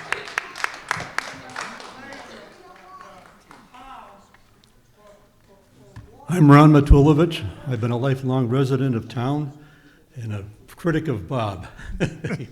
Not for his whole life, please. Okay. Bob and I have had many discussions, starting with the Scoville Hoe. And it went on to the school, and now it's on to the Rossi property. It seems to me we're putting the cart in front of the horse again, Bob. We got to have some common sense here. After discussions with you, there's an architect review underway right now that nobody has seen of the Higginham School yet. Is that correct? That's correct. It's not done yet. Okay. This here parcel is basically part of that whole section there. We ought to have a chance to see the architectural review of what the proposal is of the school before we do anything here on this piece of property. At this point, could I make a motion? But no, this isn't a meeting, there's no Okay, motion. because I would like to make one, to postpone the voting. And I have a question about the voting. How is it going to be handled? All right, the vote is a referendum, which the way it will be handled is just like an election. The 3 polling places will be open. They'll be open from 6 in the morning to 8 o'clock, normal voting hours. You will have an official ballot. It'll be read through the same voting machines that we use during an election. Okay. You remember the green cards that I was on you to send out, that got sent out to notify everybody in town? I do. How about sending them out again to notify everybody in town? We can do that. We can send it out to let people know of the referendum. Okay, thank you, because internet and everything doesn't work for everybody. That's all And we'll also have it on, some of you may have seen the flashing sign we've got now at HES. Yes, It'll be posted on that as well. and I want to thank you for putting it up. Yeah. It's on the web, it'll be announced everywhere a regular election is, but we can augment it with a mailing. You know, and another thing, we're never going to become an Essex or a Chester here, ever. No, we're not. Why not? Well, part of the reason the bill is already addressed, we don't have the population density. First off, they tore the buildings down that were Chester or Essex back in the 60s. Start with that one. That's about all I have to say. Thank you, Bob. Thank you, Ron. First of all, my name is Allison. I want to thank you for giving me the opportunity to ask a question. Also, I want to say that I did call the town, and I did ask if additional notice could be posted for the meeting, so thank you for posting that signage outside the school. I do appreciate that. I just want to say that the property has been referred to as blighted during the presentation, but living in downtown Higginham for the past 4 years, I was previously grew up in Essex, Connecticut. I've enjoyed this town immensely. I've loved the freedom of being able to have a community of people that care. A lot of people are cops and have hardworking jobs. And there was mention that there were folks, the folks who would be getting these apartment complexes are not the same type as the folks that would be in West Hartford or Glastonbury. But I beg to differ, because the folks that you're talking about are folks like myself. I work in that area. I'm looking for affordable housing. And by affordable, I mean housing where if you're I don't qualify for affordable, but I'd like to have the opportunity for young people to flourish in this town. And for me, that means having access to restaurants, dry cleaners, facilities. But unfortunately, the plan that was presented today, respectfully, doesn't show the type of Higganum downtown that somebody like me would enjoy. I'd like to see something other than storage units, frankly. And when I moved to this town, somebody made a comment to me, and they said, Higganum's like Essex was 50 years ago. It's a shame Essex has changed so much. And that really resonates with me living here, because I live in a house from 1830 that's beautiful, and I love my house so much. I don't own it, my family owns it, and one day I hope to live here and maintain that history. And sorry if I'm taking up too much time. But I would be really, really sad to see the good parts of this town change, because that land is very valuable, even if it's said that it's blighted. $250,000 isn't even enough for me to buy my own house as somebody in their mid-30s. I can't afford it. And so I don't understand, respectfully, why we would pay $1.2 million or whatever it was a couple years ago during COVID. Now that we're just emerging out of COVID, we're going to sell it for $250,000, the amount that I would pay for a condo. So I just want to say, and instead of making a statement, I'll ask a concrete question and respectfully let everyone else ask a question as well. Can the state grant be reapplied for? And can the referendum be moved to a later date until more solidified plans are posted regarding the Rossi property and the Higganum Elementary School? Because I don't think the question is whether or not there should be development, because I think everyone would want that, but is this going to be thoughtful development? Thank you. All right, let me answer the last questions before you ask, sir. Yep. As far as can we reapply for the grant? Technically, certainly. But just let me continue. There's nothing that says you can't apply for a brownfield grant when they offer them. And they do offer them annually, roughly. There's a period that's going on now or just closed. But what I want to stress is these are competitive grants. They don't give them to everyone who asks. They give them to people they think can carry it out successfully. You have to demonstrate, you have to document who your team is, what their experience has been with grants and all that. They are very competitive.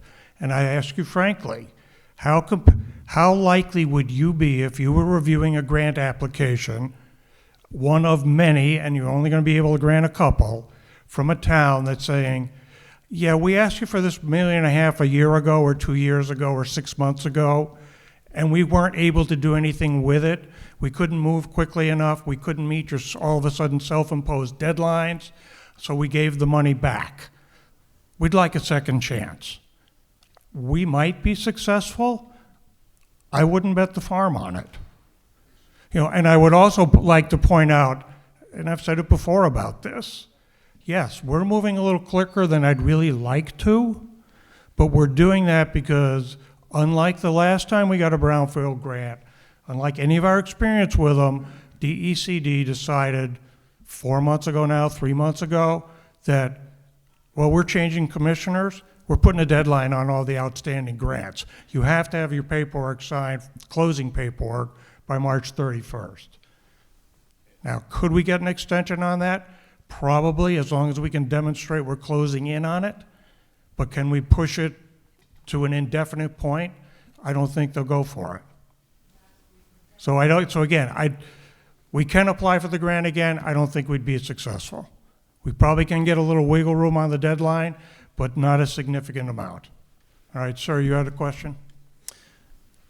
My first question is, under the current conditions, what does the space utilization allow?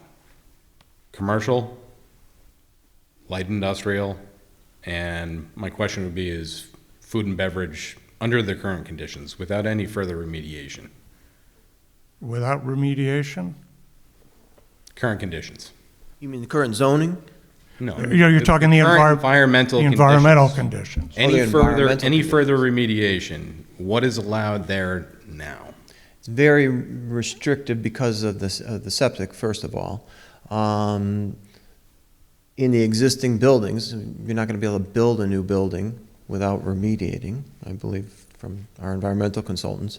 So it would be the existing buildings of whatever the septic could support. The office building in the front, the existing one, I believe, has a 2,000-gallon tank. Cheryl, has a comment. Just as somebody with knowledge. Yeah. Go ahead. Sorry.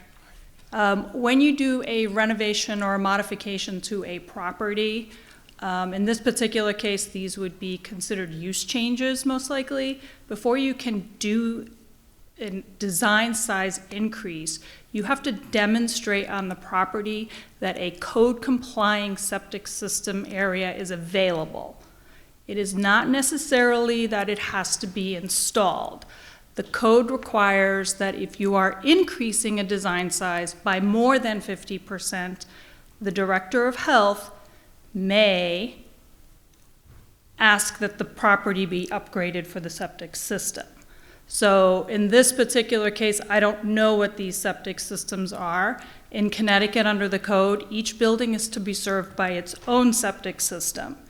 If you have multiple buildings on a property that are serving one system, that is called a central system. Only a central system can be approved by the Connecticut DPH. After that, we start to get into design numbers. Those design numbers go from 2,000 at a local level, then it goes to a state level, and then it goes to DEP. The problem here with this particular property would be finding 2 feet of naturally occurring soils. We have already indicated that we have 12 feet of fill material. I don't know if that is the extent to which they dug, if that is the requirement for brownfield cleanups, but you would still have to demonstrate that you had 2 feet of clean material, meaning you have not hit ledge and you have not hit groundwater. I don't think that is possible for this site, if that is in fact what you are indicating. Again, I know we're all arguing about concept. I think we should narrow our thought to what the question is. And I know that there are a lot of questions about total frontage or total acreage versus obtaining acreage from Haddam Elementary School or from the town-owned property. I am more in favor of somebody owning their own septic system than creating easements. So again, I am in favor, but that's just a little bit of a clarification for Septic 101. The question was, what can be done with the system as it sits right now? You could only have a continued use of what is there. So if you have an office building that is 2, you could continue. The minute you take, let's just say, for instance, that building in the front came in that is office now, 5 people, whatever that is, and they said, we want to put in a 30-seat restaurant. Unless you can demonstrate that there is 2 feet of naturally occurring soils and room to do a code-complying system for that, not only would you have to show a code-compliant what you wanted to do for that, but any other parcels that are on that property. You don't really have to know what's existing under B100. And that's part of the process when you apply for what is called a B100A application, is to either demonstrate that what you have is code complying or that there is room available on the property to do a code complying system. And I think that is where you hit the wall, because there is 12 feet of fill. Thank you. Yeah. I've got no further. Okay, were your questions answered properly? So I just want to make sure we got them. Okay. Hi, I'm Jeff, and I guess I have a 2-part question. A lot of the concern seems to be the difference between the purchase price of $2.5 million and the sale price of $250,000. When we bought this property There were two main objectives. One was to simplify the infrastructure for the community septic. So owning this piece of property allowed us a path, a right-of-way, if you will, for that infrastructure without having to go under state roads and all the bureaucratic stuff that comes with state permitting. The second objective was to surrender any grandfathered uses that are no longer compliant with our current zoning regulations, but that would stay allowed, if you will, if it passed from private developer to private developer. And by Haddam owning it, we are able to surrender those rights, which can only be surrendered by an actual owner. So if we bought it for $2.5 million and we sell it for $250,000, the money at risk, forgive my public math, but I think is $2.25 million. If we don't get the grant, then if we surrender all those rights, and so we now know that any going forward, it has to be compliant with modern zoning, and we get the use of that property for infrastructure simplification, we meet those two objectives for $2.25 million. If we get the grant money, that reduces Haddam's expenditures down to $750,000, and we meet those two objectives for $750,000. So it appears to me, and my question is do we meet those two objectives with this purchase and sale agreement, that we're going to make sure that no grandfathered uses are allowed, and do we make sure that however this conceptual plan materializes, that there is a right-of-way, a path, whatever you want to call it, that when we get to the point of putting forward the community septic that's being designed, that we get to keep that. So it's not that Haddam's getting nothing for the difference between the purchase and the sale price. We're meeting two objectives that were set forth when we bought it, and we're meeting them for either 2.25 or 750,000, depending on how you want to look at it, depending on whether we secure the grant or not. Is that a correct understanding? You're correct. That's all I have to It say. meets the two criteria. Hi, Mark Ellerberg. Just a real quick question for the developers. Up to 7 storefronts are going to be made. Is that in the brown area or the magenta? I think is the color you called it. The flex space is within the magenta area there? Correct. So that means the 21 residential units are in the brown? Yes. And that means the first floor will be residential? All 3 floors will be residential. Correct. Is that typical that in the downtown area, the residential units are on the ground floor? Because I'm kind of used to seeing retail space on the ground floor, and then the upper floors are residential. It goes, it goes both ways. You do have situations where there's mixed-use developments where you have retail on the first and up above, but here, I think given some of the traffic patterns and parking requirements that there would be, this mix, works better. So do you have other projects that are in downtown areas that have residential on the ground floor? So currently being built in Bristol is mixed-use developments. They have residential on the first floor, and they also have some retail on the first floor. It's mixed. They just amended the zoning regulations in Bristol, for instance, because they had, our downtown, different than yours, but a little bigger. They had a building approved, ready, turnkey, ready to start digging, and they couldn't get their financing or anyone interested because they couldn't find anyone for the retail first floor spaces, and they had 2 or 3 floors of residential above, so they amended the zoning regulations to permit, work play, environments where you could have your small little sewing shop in the front and an apartment in the back. So it depends on where you're at. Given your densities and populations, it's our evaluation that there's a need for the residential dwelling. We're trying to keep it, together, and there's a challenge to fill the other commercial piece, but that also accentuates your downtown if we do get. And I'd encourage people to drive over to East Hampton down Route 66 and look at the similar commercial space, and you literally probably go there and have a beer later on. There's a brewery there, right? That's right. One of the other concepts were, you people all know this site very, very well, Obviously, that road rises, and you've got, you know, you can tell by the grade limits there. So you got a tremendous drop off. So one of the big concerns that Bob and Bill had was a streetscape, what it would look like. So initially, you know, the concept was, it'd be great, you know, to have, you know, good if you do a nice streetscape and you had office or retail there. The problem is that retail, when you have to park around the back, and we're in New England, we're not in Florida, where, you know, nobody's coming there and parking in the back and walking all the way around the front, for sure. And offices today, you just can't rent offices today. You're not seeing offices being built economically, they don't work anymore. We have, you know, vacancy everywhere. And again, you have the same similar parking situation. Wouldn't want to come out of office and walk around the back. So they really, it didn't, you know, they really just doesn't, you know, work and to meet the ground. And it would be beautiful to leave it as it is and just landscape it also. But the concept that they really wanted to push, and I agree with, is to have a, you have a nice streetscape there.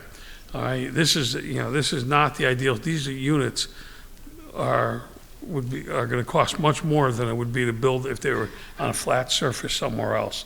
You know, and you know, and so that was the issue, was what kind of streetscape can we design to get the look to do this, and then also.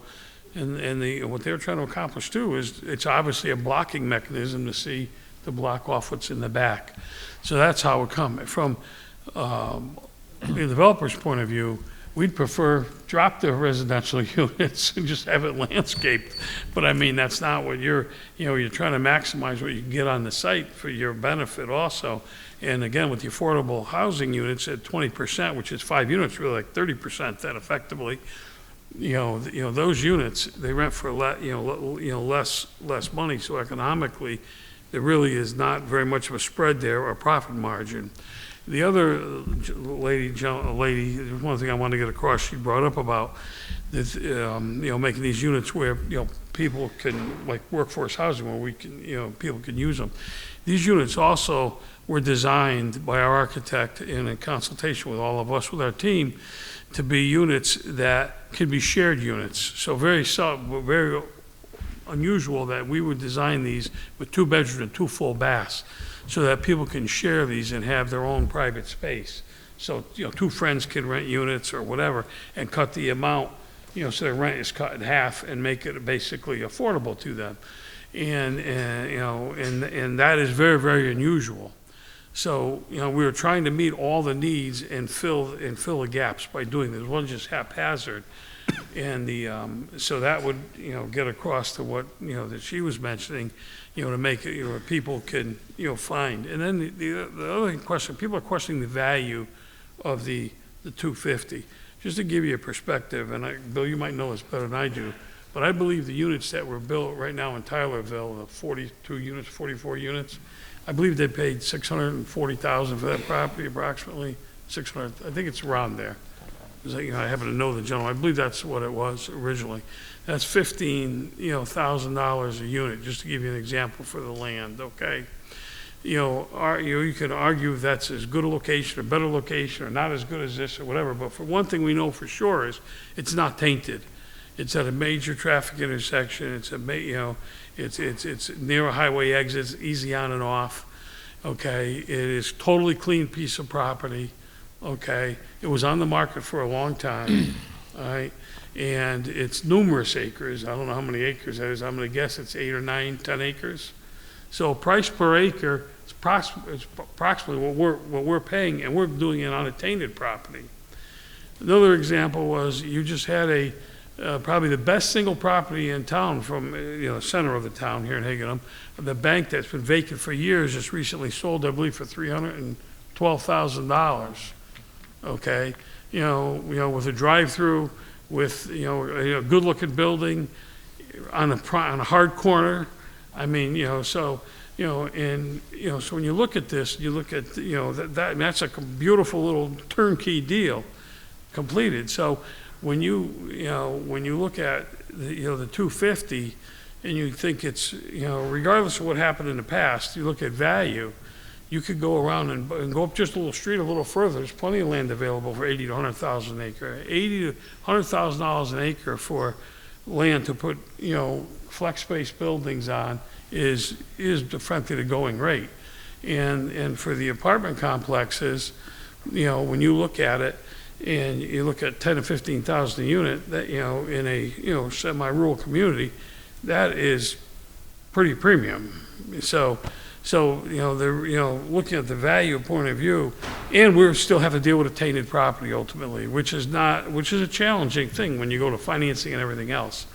But your main question was on the retail. We did consider regular retail, we did consider office, but it just doesn't work because of the logistics and the layout, you know, of the site with that big, you know, and you obviously can't fill the site up 12 feet, you know what that would cost, so, but it's a legitimate question. The only thing I would last, the way things are going today with a lot of mixed use is they are definitely mixed uses in multiple communities. And for example, Southington doesn't allow residential over retail right now, or to give you an example, and there's a big push trying to get that to occur, and they've taken a hard line that they don't want residential over retail.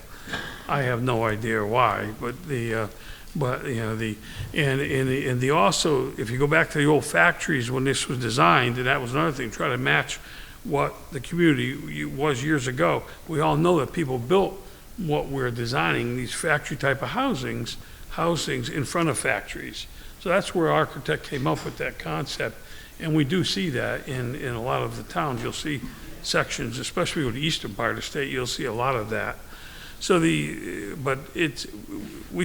our land designer tried to fit the use that could fit on the site because of the layout of the physical site, along with what the potential needs were. So that's where it was. Now, obviously, everybody has different opinions on that, and that's all acceptable. But that was the goal they're trying to accomplish, and that's what they came up with. Thank you for your questions. Very good question. Hi, Greg Shields. And my question, first comment, I appreciate the scaled-down version and moving the town garage to Jail Hill Road off the table for now, so I very much appreciate that. But my question is, the parcel of land where the current town garage is on the other side of Depot Road, there was some mention about that potentially being converted to more recreation or greenscape type land. I wondered if someone could elaborate a little bit on that. Well, yeah, I'll talk about it. It cannot be unless we move the town garage. Mm-hmm. The town garage takes about 5 acres, 4 to 5 acres. So if we use the entire Rossi site, we could move the town garage there and then develop, after cleanup, I'm sure, where the existing site is. But that's not moving the town garage other than out of the space they're currently using right now is not currently on the plans. So this revised plan would leave the town garage on the other side of Depot, to be clear? Yes. Okay. The second is that I just want to clarify that the remediation really involves primarily capping this contaminated property by paving over or building over the top of it, not excavating it or removing or refilling. Is that correct? That's correct. Yeah, this is, just to be clear, you'll hear the term, and people have, actually Ron pointed it out to me, when I say clean up, I don't mean we're digging out, removing all the environmental contaminants. It's cost prohibitive. We're remediating, we're making this site safe for the intended use, whether it's industrial in the back or the residential where the residential is. Doesn't mean it's pollutant-free, mm-hmm. but it means the danger has been dealt with. Okay, thank you. And then the last question had to do with the architectural renditions, the elevation views from Saybrook Road. And the revised plan calls for a 3-story apartment building, but it appears from the elevation views that it's 2 stories with some dormer space. And I wondered... Built into the bank. So the 3rd floor is below grade from the front, but on grade from the back? Right. Okay. And right, the current plan has parking, diagonal parking on Saybrook Road, which I also question, certainly not on the rendition there. And that would seem to be potentially a safety problem, also a plowing problem with snow, where that, 154 needs to be kept plowed during the winter. So I wondered what the feasibility of putting parking right on Saybrook Road would be. The concept there was that because again, we have this grade issue, and then, in parking in the back and walking around the front, that we wanted to, there's 14 units, so I think we have 15 on the plan, there's 15 diagonal units there. The road is quite wide there, so we definitely have to get in with the DOT and discuss that with DOT there. And, if you look at, numerous downtown areas, people do have, excuse me. If you look at numerous, like Middletown, for example, there's parking all the way in the front. We have a wide section there, so we feel that, and then with some of that and with some of this land that we have there, you can see where the property line is, that, it would be a combination space there. So whether it's going to be clearly challenging to deal with DOT, but but we feel it can be accomplished because of the width of the road there and the fact that you have to apply, for these people to rent, they want to be able to, get out of their car and walk to their apartment. And again, walking around and walking up staircases, early when it's dark at night is very, not good. So that's what that's the reason we're trying to accomplish this. So we're really making every effort we can to try to get a streetscape that looks like a little villagey type of streetscape.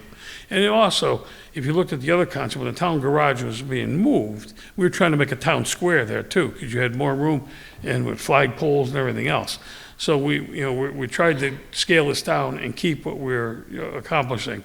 This is not an easy task with all the boards in the state we have to get to go through to do this and to make it work. But if you had to have these apartments accessible, only from the back, and it would be very, very difficult to make it economically work, and make it not very inviting. So that's why it's there. But those are very good observations. Thank you. Thank you, sir. Hi. Danielle Truscott. I was born and grew up here till I was an early adolescent, and not quite at retirement age, but recently, of many, many places I could have chosen, bought a house in Haddam and moved back here. And I did so having looked at a bunch of places, particularly because of the charm of Haddam and Higginham and the community here. I agree that there is need to make the down village more inviting to attract people to it. I think there are a variety of ways to do that. When I did not live here, part of my time was spent in other very small cities and towns, sometimes involved with urban planning situations. I agree with, I'm not sure whether he's still here, the gentleman who said this feels very rushed and a little cart before the horse to me. Also, with all due respect to the developers and architect, if he's here, I don't know, but the pictures, two things. One is that and I'm not opposed to a multi-use area, the particular location of it here with 2 to 3 acres, including all of the things we've discussed, the residential units, the parking on Saybrook Road with the safety issues, a restaurant, other commercial use, and storage units seems highly problematic to me. It seems a little like a cluster for asterisks. And that is because if I'm somebody like the young woman who was talking before who wants to populate this place, do I want to live with storage units behind, with people coming in and out, whatever they do to do what they need to do? I can tell you that I, living nearby, would love to come downtown and eat in a nice restaurant. I mean, I go to AJ's and other places. I go to Chester sometimes to eat out.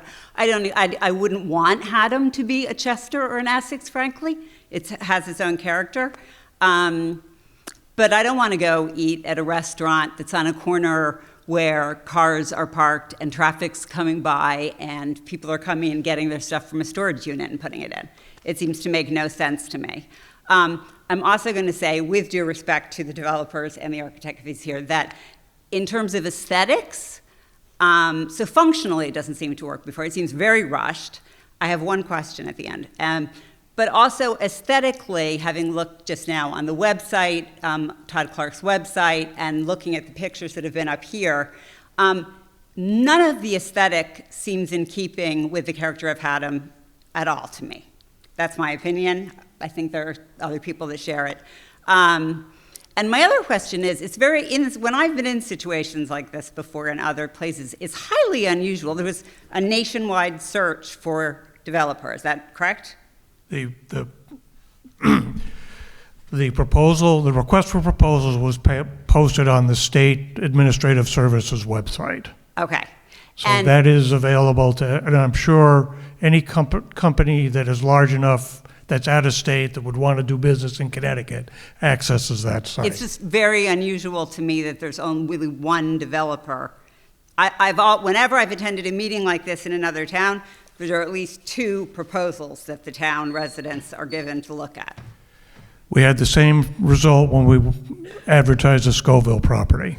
It's part of it, in my opinion, is because it's a brownfield site. It's a contaminated site. So conversely, just a couple more words. When we put up for a request for proposal for Haddam Elementary School, where you have no environmental concerns, everything's well documented because it was a school, we got 3. Okay. Heard. Thank you. Hi, I'm Claude Albert is my name. Appreciate all the hard work you guys have put into this.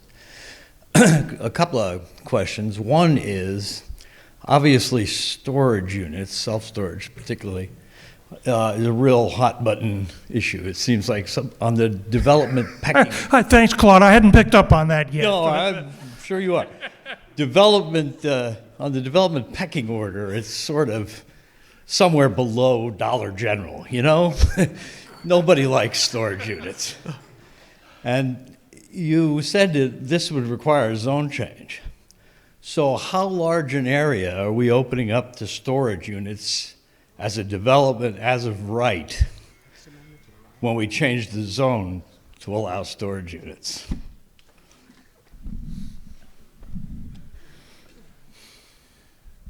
You don't have to allow it as of right. You could allow it by special permit, which gives it more control over Either it. way. So you would be changing it only for the Tylerville Village District, or the Higginham Village District, which is based not even HES, Rossi, down 81 to the pharmacy. So if you move the town garage someday, that whole area is, I can come in and propose storage units, and it would be a permitted use. If you propose, yeah, I mean, special permit use, public hearing, up to your elected planning and zoning commission. Okay. And that's the way, you could propose anything to planning and zoning. Whether they approve it, we don't know. But my road's easier, let's put it that way. My road is a lot easier than if it were a prohibited use. It makes it a little easier, yeah. Yeah, okay. Actually, we can comment on that. Everybody seems to be very hung up over the storage. Yeah, If we call that, if I simply call that 20 garages, because there's 12 main units, those are 20 by 40, 10 by 20, so standard car, right? Standard car? If I simply said those were attached, so everybody who took one of the 20 apartment units took one garage. Yeah. Okay? All right? You know, and the 2 wings are only, those are tiny units, those are only 3,000 square feet. Okay? Really 3,000 square feet. Right? This room, just this floor here, is probably 7,000 square feet, just the first floor here. So that whole area of what we're talking about is about the same as this floor area here. Yeah. That's all it is. But I understand. But if we called those garages for those apartment units, all right, and then we built that, you know, nobody here, I doubt, would complain that each apartment had a garage with it. Then, as a manager of those apartments, okay, if somebody didn't, you know, and I would charge them for that if they wanted a garage. If they didn't, then I would simply rent out a garage. You'd have a standard garage, and I could rent it out. So, you know, so it's the same. It's I'm not so much worried about practically your little virus there. I'm worried about the disease spreading. Well, no, it's just it's a, people are very, very, they get all worried about self-storage, okay, typically, Yeah. okay? You saw pictures of other developments we've done, which are quite nice. But that's because years ago, Public Storage came out and they have orange doors, right? Yeah. All right, and that's called the violator in marketing. They did it on purpose so that people would get attention and see what they are. That's why it's called a violator. It stands when you see a flag waving too. It's called violators. We don't build or design violators, okay? And but that's and if it's properly done, everybody has extra storage. And the idea is instead of leaving it out in your driveway or leaving it in your car, and a lot of towns have restrictions. You can't put campers, for example, in your driveway to upset your neighbors. So you go to put it somewhere that's, so self-storage started out with being good for, kind of like junk land in the back, which hidden can't be used. Yeah, like Tylerville. Yeah. Right, well, but you can still see it there. It's. Yeah, I know, it's ugly. Right, Yeah. you can't see that. This won't be seen. So but also today, storage is really becoming mainstream. It is one of the hottest issues in all of real estate, from banking and everything else all the way down the line. And it is, if you go down Boca Raton, for example, okay, you will see now in prime retail developments, shopping center developments, you'll see residential on top has been talked about here, and then right next to, on top of the same where residential, you'll see on top of retail, storage buildings. In prime locations. It's in Atlanta, it's in Miami, New York City. Yeah, that's why I don't live in Florida. Right. Secondly, when we approve this, how locked in is this fundamental concept? Because let's say, you've talked about all the financial risk involved for you guys, and I appreciate that. Well, you come back after the deal is struck and you say, this doesn't really work anymore. We're going to propose some substantive changes. How locked in is this? So the permission you would be giving is to your first selectman or your board of selectmen to enter into a contractual agreement for the property. That's the essence of your referendum. In that process, things that are already being discussed, and one of your town attorneys, Ms. Elko, was here at the last meeting. They will work out, as I indicated earlier, the contingencies to the agreement. And believe me, we're going to have contingencies that will need to be met for my client to buy the property. They will have certain expectation to be met, which includes fully engineering the site to make sure we can build it. Because one key thing to remember, different than any other project I've ever had for them, when they go into this, when they go to buy the property, they're first guaranteeing to the town and to DEEP and DECD that they're making a certain level of investment in the property. And if they don't, to this approved plan, and we're not buying it till there's an approved plan, they're going to pay back the $1.5 million, not you as citizens, them, personally. So that will be locked in.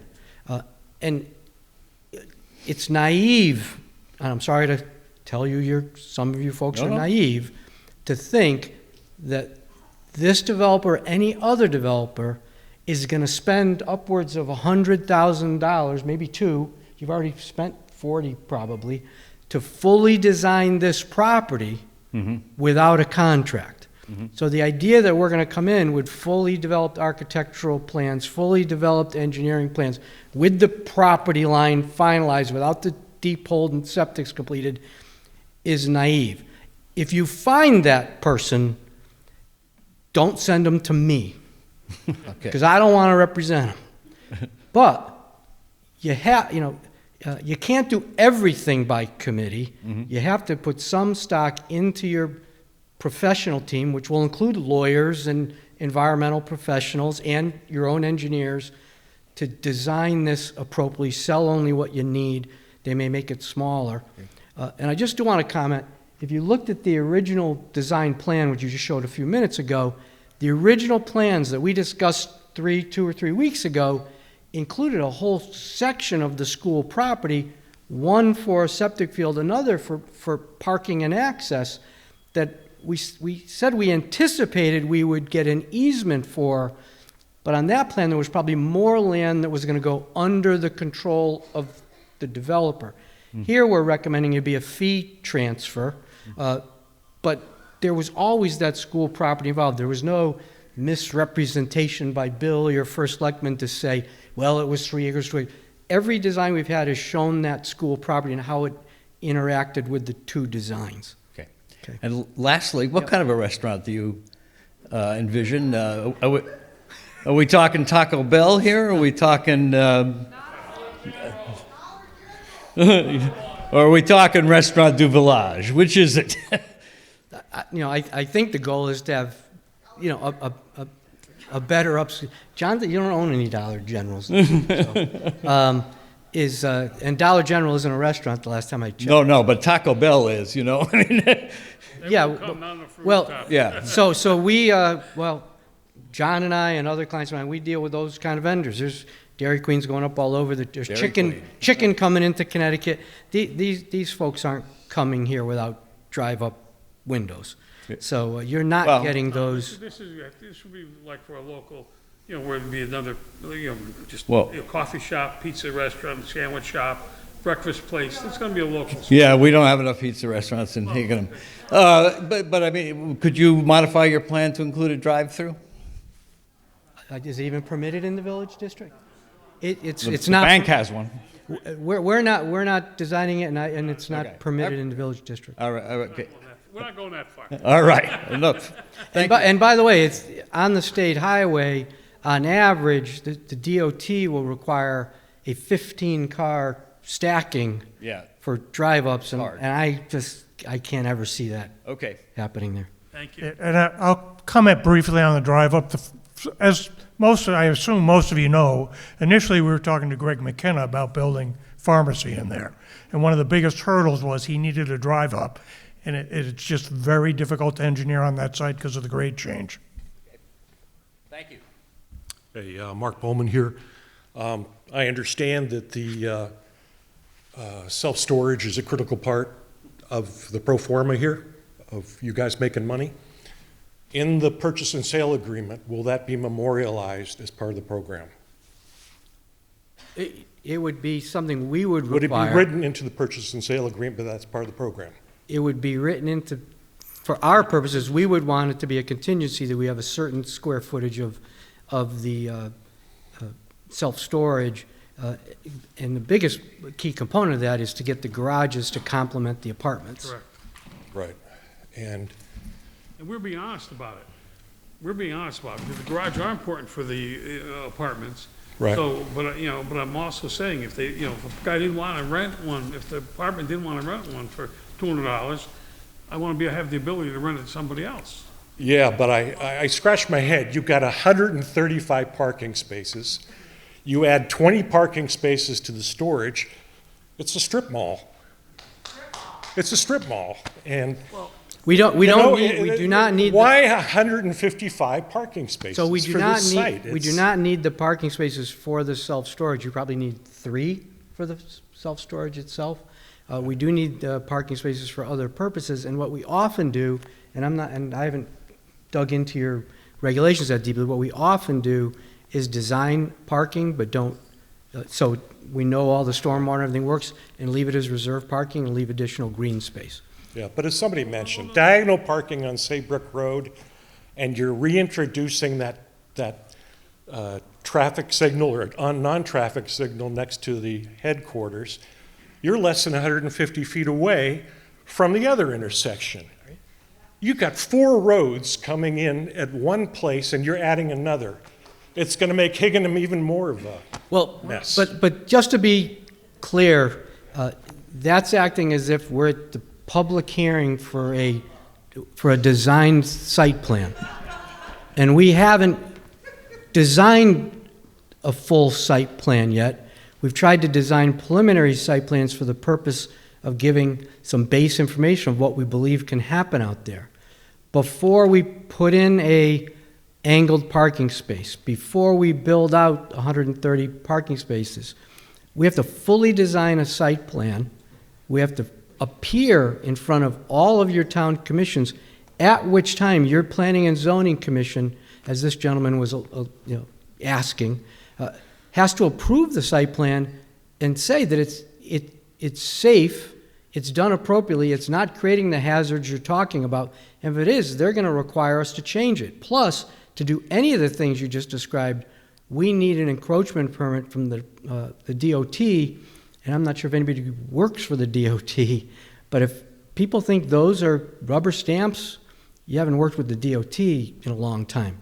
It can take a year to get some of those approvals from the DOT for an encroachment permit, because they look at everything from access points to sight lines to drainage to parking to everything that affects it. They will look at your on-site turning radius to make sure there's not going to be a truck problem on the road because of what you're doing on-site. So those are all valid questions, but not at this. I mean, I appreciate it because it's stuff for us to work at and for Bill to understand when we go to design this, because if you allow your town officials to negotiate a contract with us with the contingencies that do protect our interests for what a minimum we need and do protect your interests for the minimum you expect, then we begin to work collaboratively with your town staff, your engineers, et cetera. And quite frankly, but for all Bill's hard work to convince us to keep coming back to the table, we probably wouldn't be here today. And that's a collaborative working process to achieve, to answer the concerns a lot of you have raised here, which are legitimate concerns, and to protect the town's interest in our own. I have a few questions. I'll try to be quick, mostly logistical. Is it correct that the 1.5 million is the estimate to reach a commercial standard for cleanup? That's correct. But with this, you need residential, so the difference would come from the developer? That's correct. Okay. And what if just reaching commercial level exceeds 1.5 million? Is there any chance of that? How confident are we in that $1.5 million estimate? Well, I think I'd be less than honest if I didn't say there's always a chance. You never know what you're going to find until you find it. But typically, the state has enough experience with the brownfield grants that it's sort of built in. You can come back and ask for up to 50% more. Okay. All right. Since the firehouse meeting, I looked on the town website and the architectural review committee is outdated. There's no one listed. It's from 2015, and it was stated today that there's now committee members. Would it be possible to have that updated so we know who's on that committee? We can do that. Okay. So there's been mention of, obviously there's a forthcoming plan or plans review study for the HES property adjacent to this. We haven't seen that yet, but can you say whether there's been any thought with that study or whatever it is about how the topography change to fit this potential septic would then affect the topography and possible development at HES? Obviously, it's a steep grade there, and then if you put in septic, I'm assuming there would be a change. So does the HES report coming account for this plan being in place and the topography effects it would have at HES? Does that question make sense? Yeah, it does. And basically, the proposed plan we have for HES wasn't using that piece at all. So Okay. a change in grade there is unlikely to have a significant impact, if Okay. any. Do you have an estimate on when the town will be able to see the results of Next month. March? The report now is in draft phase. Okay. We're just finishing it up, and then we'll bring the architects forward. They can give their evaluation on HES and what'll fit and what won't, and what costs will be. Okay. And that'll all be brought out. Okay. Is there a rendering, I think there was at one of the past meetings, but I didn't see it today, of what the flex commercial magenta space would look like? There was one example there. There was? The renderings they're proposing for here, or? Yes, here, for the magenta. I just missed it. You had one. Were you talking the streetscape? That one there, okay. Yes, I was talking about that Okay. one right there. Individual storefront type. Okay, all right. And then I guess my last question might be a little repetitive of one earlier, but just obviously the referendum is to move into a purchase agreement for the sale, and it's not, rubber stamping this plan. There's a lot of steps to go through, et cetera, et cetera. So the developer has to put in $3 million. Has to be done. You have to show that. Has there been any thought with the purchase agreement of where or how that $3 million must be spent? Can they spend just $3 million on the apartments and storage, and then nothing happens to the office building, and no one gets not a Taco Bell restaurant? Does it have to be spread among that property somehow to make sure it's not just one thing and not another, something like that? Not as it's currently written. It's $3 million investment, which could cover the residential, and then they get the rest. So Okay. $3 million. It's And not then- split up among. And at that point, let's say hypothetically that happened, they spent $3 million and didn't touch the old office building, but at that point the property is transferred to them and the town essentially has no say over the rest of the property. Well, we'd have planning and zoning approval, but they're developers. They're looking to make money on their properties, so. Okay. That would be the incentive for them. They're paying taxes on it. Okay, thank you. Yeah, but again, I do want to stress, it's not that we wouldn't have control over it. They still have to meet all the zoning. Right, but Even I guess if my they've point is, invested $3 million. they spent $3 million on the apartments, put in granite countertops, whatever, spent $3 million there, it didn't touch the office building, they now have the property, and Right, if, as an example, I mean, They maybe could- they spend they- all their money on the restaurant, not the apartments. I don't think they would do that, but I'm just saying, would there be anything that would give them the ability to only produce half or 3/4 of whatever plan could eventually be approved by planning and zoning? I'm sorry if this is confusing. No, what she's obviously asking is that if we get into this, are we gonna, what guarantees do we have to do a complete project? And Right. as I explained before, we don't have any existing tenants lined up, so this is the ultimate, risk factor. And, if you build it, you would keep building as long as you could rent things out. If you couldn't, you would obviously stop, but we have to do at least at $3 million, and then, now, and I'll give you a good example, okay? What our concerns are too, I mean, this is a small community. Dunkin' Donuts built a new Dunkin' Donuts a number of years ago, and they built a building to the right of it. I believe that building sat vacant for 8 or 10 years. And that's not a lot of square footage. So when you think that. Still vacant. Well, still vacant, okay, it's still vacant. So, we take the risk that, that we are taking a significant risk here. And there's nothing wrong with that building. It's on the upside of the road. It's not below the road. It's on the upside of the road. It has retail availability. It's got flex availability. Obviously, it's not residential. So that gives you, a good example of the demand here. So, when and I'm well aware of that. And that building's probably only 4,000 feet, maybe? 7,000, okay. And, our flex here was 8,500. So, to think that if that hasn't been fully rented yet, and then we're going to be adding more, and, how many square feet do you even have in all of downtown? So, so it's not it's not like, I don't know what the growth rates are here projected for the next 10 years, but with even in Connecticut in general, they're talking 1% growth overall for the next 10 years, the next 40 years, or 30 years, actually.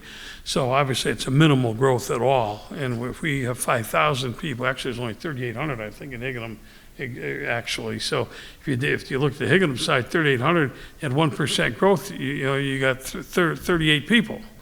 I mean, you're not, so, so this is, it's a concern. So, so obviously, we'll build it as long as we have the needs. And the example that we have using in East Hampton, where we built a flex space, we started with 9,000 feet. And now, now we're adding 18,000 more. That's on top of the 40. We started with 9, we ended up with 43, and now we're adding 18 more because we have the need. But we only started with, I think we started 18 first 2 buildings. So anyway, next question. Thank you. Thank you. If you decide not to continue to build, would the town No. Any changes to the site plan would be within the control of the town and the zoning commission, so if they want to do anything beyond the approved site plan, they would have to either amend the site plan or get a new site plan approved. It would have to comply within all your regulatory things.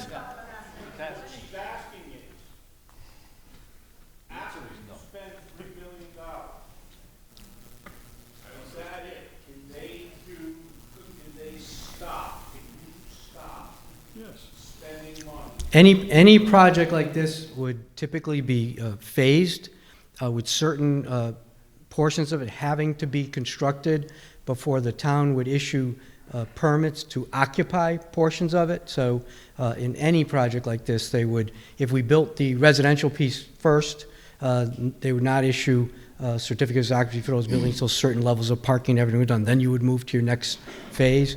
They don't go in and break ground typically for all of it. Any projects like this are phased both for the impacts they create on Higginham Center and both for the realities of it. So to answer your question is they will have to put in a minimum level of investment to comply both with your grant and both with our requirements to the town, and there is always some risk that it does not get fully built out. But this is an experienced developer that has built all these types of uses, and they wouldn't be doing it or proposing it if they didn't think it could be successful, and it is successful with all of the components in their opinion, which is why they're asking for them.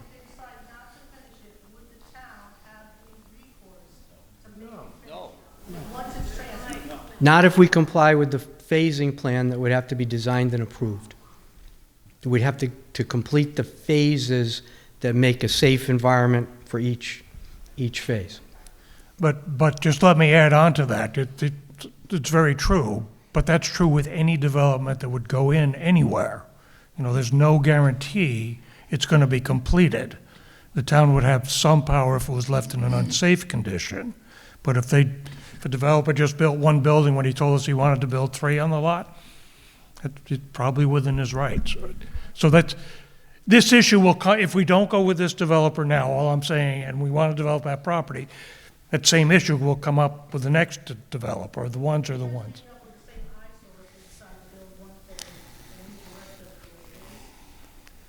Well, again, typically part of a phasing plan would require certain, let's say we built the apartment building and then the bottom dropped out.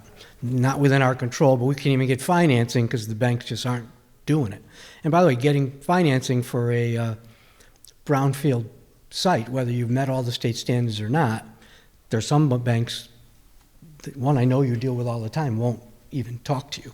So that's something to be aware of here. But in working with your town staff and your commission, they would typically require, okay, if you're getting a approval here, you're going to at least have to, may not have to do it, but to bond so that within some time frame, if you don't build the flex space, you're landscaping it to a certain level, that you just can't leave a dirt driveway. They may not make us build the driveway that day because they know we're about to break ground on the flex space, but they're going to say, but you got to bond to get your temporary CO to make sure a certain level happens. And that's part of the design engineering. Did I misspeak at all? Okay.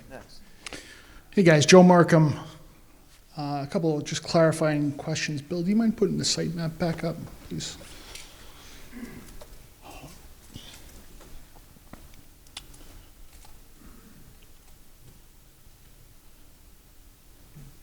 The light blue, the storage units. Yeah. Those are going to be, you'd mentioned that there are some that are going to be for the residents, of course, some might be rented out for the general public. Can you tell me a little bit more about the indoor ones, but also just above them, what that is? They almost look like parking spaces, but it says public storage or outside storage. Yes. It is. The little units, as you said, the sign. John, step up to the mic, please. John. Oh, excuse me. Thank you. On the blue buildings, the 2 smaller ones, there's sidewalks running down, so people would actually have to, carry their stuff, down to get into, and, which those would be, 10-foot wide units, 5 feet deep, and on the driveway side, those are 10 by 10s. So you'd have a sidewalk going around, that's what the yellow is. The parking lot in the back is designed for, somebody has a boat, a vehicle, an RV, things like that. So they could store that there. A vehicle storage. For tenants, apartment tenants who've got extra cars, that's where they would store them. Okay, thank you. And that's totally blocked by everything. There's a fence there also, and landscaping, you won't see it. Okay, thank you. The second and final question, it sounds like obviously storage is a big part of what you guys are looking for income. If planning and zoning, if for whatever that doesn't come to fruition, that there's a special permit or that it's allowed or passed, what happens at that point? Where are we along with the process where, what happens from your end, from the developer's end? Well, that's a key component, to make this, thing work, because we don't think that the apartments, the way they sit in that site, and without having access and, for these tenants to have abilities to park their stuff inside and/or extra vehicles, it's not like, a big apartment complex with 200 units, and they've got plenty of parking places so guys can park their little boat or jet skis or motorcycles, and without that, I don't think the thing is feasible. I don't really think that you can make there's reasons that people would, come to these, towns, these small little villages, and because they want that village feeling, they want to be out of the hustle and bustle, and they typically they're more active people who also have more toys and vehicles. And if you have places, we'd have to reevaluate. Clearly, it's going to be contingency. Without that component, you may not buy it. That's correct. Kill the deal. Well, yep, there's, look at this is a high-risk situation, so. Yeah, thanks, guys. Thank you. Ralph Debrigard. I live right around the corner from this site, or a block and a half away, so I'm quite familiar with it. I just have some remarks to begin with. One, I just want to reinforce something that was just brought up. Why aren't there many people who've shown up for these RFPs? Financing. You're right. Most banks are not interested in financing these polluted sites, and the reason they're not interested is because it takes so long to get them done. If you're a bank, you want to put your money in and get the money out fast. You don't want to wait 20 years for it to happen. So that's why they stay away, and that's what is a difficulty. So I appreciate the fact that you're here, because I know that there's a certain amount of risk here, and that you're taking it. Because I live nearby and I walk at least once a week down to the Cove, I walk to this site almost weekly. One of the things I want to point out is that while we're only using a portion of this site, that area is actually quite big. In fact, it's about as big as across the road where the bank is. And so you're talking of a fairly substantial development here. I don't think the details, it's premature to fuss about the details, because by the time you get through the Planning and Zoning Commission, the Architectural Review Commission, the DOT, things may not be quite the way you've got them here, and I think you're aware of that. The first thing, walking down that slope where you have that entry, for example, I'm just wondering how the hell are you going to meet the DOT sightline requirements? It's going to be tough. So there's a lot of little details, but conceptually, I agree with the uses that you're proposing there. I sat many years through the Planning and Zoning Commission. I've seen so many people who have home occupations who say, I'm having a home occupation because there's no place for me to have anything else in this town. I wish there were more places where a small person like me could put up a shop. The demand is there. Now, you might say, if the demand is there, look around and you'll also notice that the turnover in the village is very substantial. Businesses don't last. The reason the turnover is substantial is because there are not enough people. And there are not enough people for many reasons. One is we don't have an anchor. Having lost a school is one of the saddest things from a commercial standpoint, because that used to be in people. So I appreciate that there is some residential here. That will help us bring some people. And I appreciate the fact that we're going to have more businesses, more small businesses, because the reason a place like Chester and all these wonderful places that you guys are hoping to have work is because there is a certain mass of stores that attract people. It isn't just one or two, it's dozens. So having more stores is going to help everybody. It's going to help this place, and it's going to help the place down the road. So I think this is a good idea to have those stores, not something big, but a lot of places where you can start a business. So I think there's a market for that, and I think it'll be good for us. I have some questions. One question has to do with who's going to do the remediation. Is a town, once you get your 1.5 million, who's in charge of actually cleaning the 1.5 million up? Can you answer that? It depends on exactly what you're asking by who's in charge. Ty and Bond, our environmental consultants, will be supervising the work. Yeah. But who's responsible to make sure it actually happens? Would fall on us. Yeah, it's the town's problem. It's the town's problem. Mm-hmm. Only up to the 1.5 million? I mean, are there going to be they're going to bring in their people in order to do the residential level, or how does that work? Is one person? We are cleaning up to the state will fund cleaning up to the industrial commercial standard. The 1.5 million should cover that. And again, if not, we can apply for an add-on top of the grant that we already have. But that's our responsibility for cleaning up this site, which at this point in time, we've got to do eventually anyway. Yeah. Okay, that was what. And the second one is, gets to a point that's already been raised. I gather that these people are going to be building on somebody else's property until they get $3 million built. That is correct. And you must have some idea when you laid this out of what the total investment is. Can you share that? Are we talking of $5 million or what? It could approach $5 million. Huh? It's possible to approach $5 million. And just for the recording, the answer to that was yes, it could approach $5 million. Okay.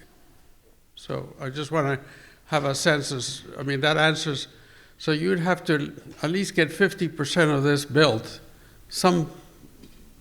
Correct. to reach the 3 million. Okay. Thank you. Thank you, sir. Dan Luisi, we have the community septic to the left. How do we get the community septic across after all this is built and paved?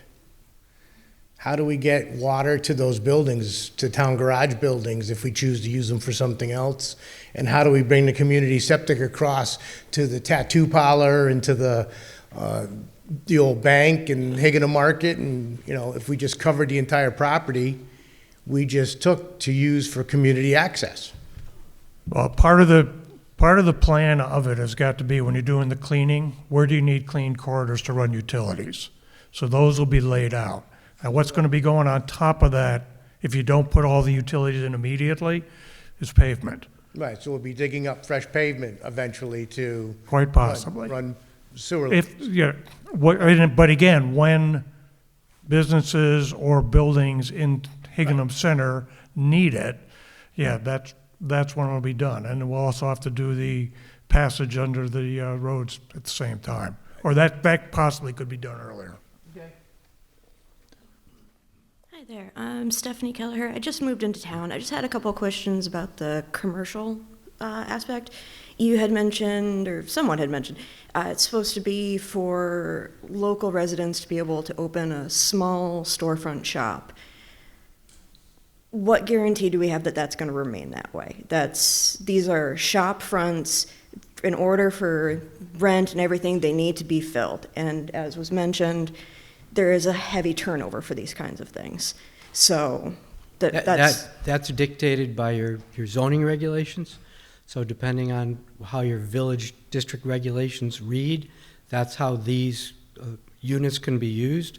So if in the future they're not getting rented because the panoply of uses permitted are unrealistic to the times, anyone can ask the zoning commission to amend the list of regulations, but it would be up to and I think it's an elected board, it will be up to your elected zoning commission to either restrict or add to that level of uses and how they can be used and maintained. So it's totally within the community control. One of the things I will be tasked to do if we get to a contract is to review those panoply of uses and to potentially work with Bill to make some recommendations to add to those. Most times I want to do them as special permit. I worked with Bill when he was in the town of Farmington. They didn't do anything that wasn't by special permit, literally. And sometimes you find out that a use was not desirable, and the commission can amend its regulations to take that use out. As the gentleman was pointing, how do we know it doesn't open Pandora's box? Well, that's why you have a community board, and in your case, it's an elected community board. Okay.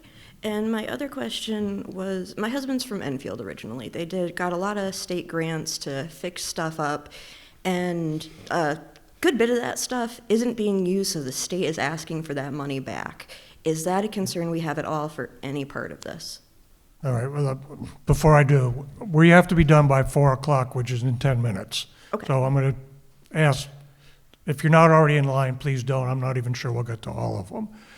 But as now that I've completely lost my train of thought, ask your question of me again, please. In the town of Thompsonville, where my parents are from, they have had some problems getting the energy going, which is one of the things I hope doesn't happen to your community.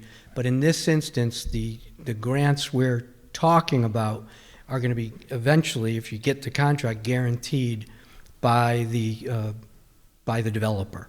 Okay. You have different grants.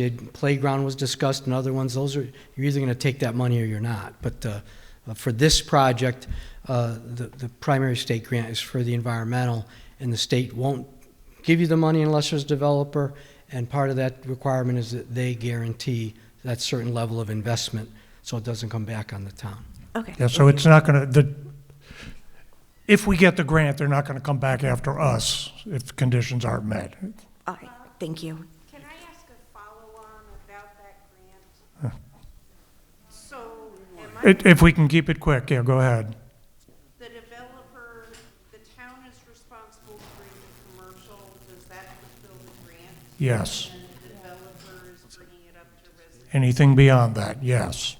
The question I have is liability. If there's an issue with any of the residents of the apartment building, contamination of water, for example, who's liable? The town or the developer? I'm sorry, what was the parameters again? I'm sorry. If there's an issue down the line, say water issue for the residents of the apartment, the developers brought it up to residential standards. Once we own the property, it will be our property. That's one the town's going to want to sell it, okay? It's your liability. It's our liability. We have our own environmental consultants and environmental attorneys, which aren't me, and they'll be working with Teague and Bond to make sure we've met, those standards, and that's one of the part of the due diligence requirements, contingencies, if you will, of the contractual basis. And keep in mind, the state has to accept the level of cleanup that was done. An LEP has to sign off on it. Thank you. My name is Henk van Essen. I'm relatively new to Higgenham, but my wife and I have really enjoyed living here for a couple of years now. I have two quick questions. One is very specific, and it's as a graphic designer, which is my profession. So I'm looking at this map, and I kept looking at the blue being your storage spaces. Now, sort of in passing, all of a sudden it was pointed out that the parking lots behind that might actually, hold boats, cars, motors. So is that something that is open for everybody, or is that something that is another revenue for you? That's my first question. So basically, what are you planning to do with the parking? No, it's meant to be a revenue generator. It is. So, Right, so you can bring your boat over and park it there, but you're going to have to pay some You money have to pay for it. So I think in the next presentation, that should be blue, because that is revenue for you, number one. Number two, and this, I totally understand that we're looking at this proposal now, so I don't want to make it overly complicated, but I do want to ask you as the developer, is down the road, is it of interest to you, and I think I know the answer, to kind of keep spreading out to have more storage units there? I'm just asking it from a business perspective. Would it be of interest to you to have more opportunity to have more storage spaces there? Or do you feel like, no, with the model that we have here now, that is okay for the future and I get enough revenue out of it? No, that's what I think the need, that's what I think the need realistically is, is in town. Right now, you'd have to either go to Middletown or you go down to Tylersville, and to meet these, to rent these apartment units, I think that those garages are very, very important, and to have that excess space for people to put their boats or whatever. But you don't have any goal to build more. What's that? You don't have a goal to build more. No, I don't have a goal to build. No, more. but I don't want to elsewhere. Clearly, I haven't done my homework in that regard, and you gave us some data. I think it was 3.6 cars per day that would do something there. But I'm thinking, like I said, I'm new here. I did come from New York, so there you have it. So totally different situation, I get it. But I'm driving around here. Everybody has a garage or two. So it strikes me that the local people here don't necessarily need that storage space. So I'm really questioning who will be using it. And maybe it's people from Middletown. I have no idea. It doesn't matter to me. But my question to you is just an honest answer for you as a business person, as a developer. Would it be of interest to you down the road to have more storage space there? Because I think that is not a on big this site. Not on this site. Not on this site. Not on this site. So let's say, if it were to be agreed that this were to happen, then this is what it is, and on your part, there would no further expansion. And on this site, the structural coverage ratios, we just meet them based on our preliminary design. So unless they change the coverage ratios of your zoning regulations significantly, that couldn't happen anyway. Okay. I appreciate the answer. Thank you. Thank you for the questions. Hi, Bob, I'm back. You don't know how happy that makes me, Ron. In answer to that lady's question about the liability, we've already got into that, you and I. Okay, these guys sell this thing 5 years from now. The new owner's in China. Something screws up. Good luck with the water or the sewer or whatever. The town of Haddam takes it on the chin. I also proposed...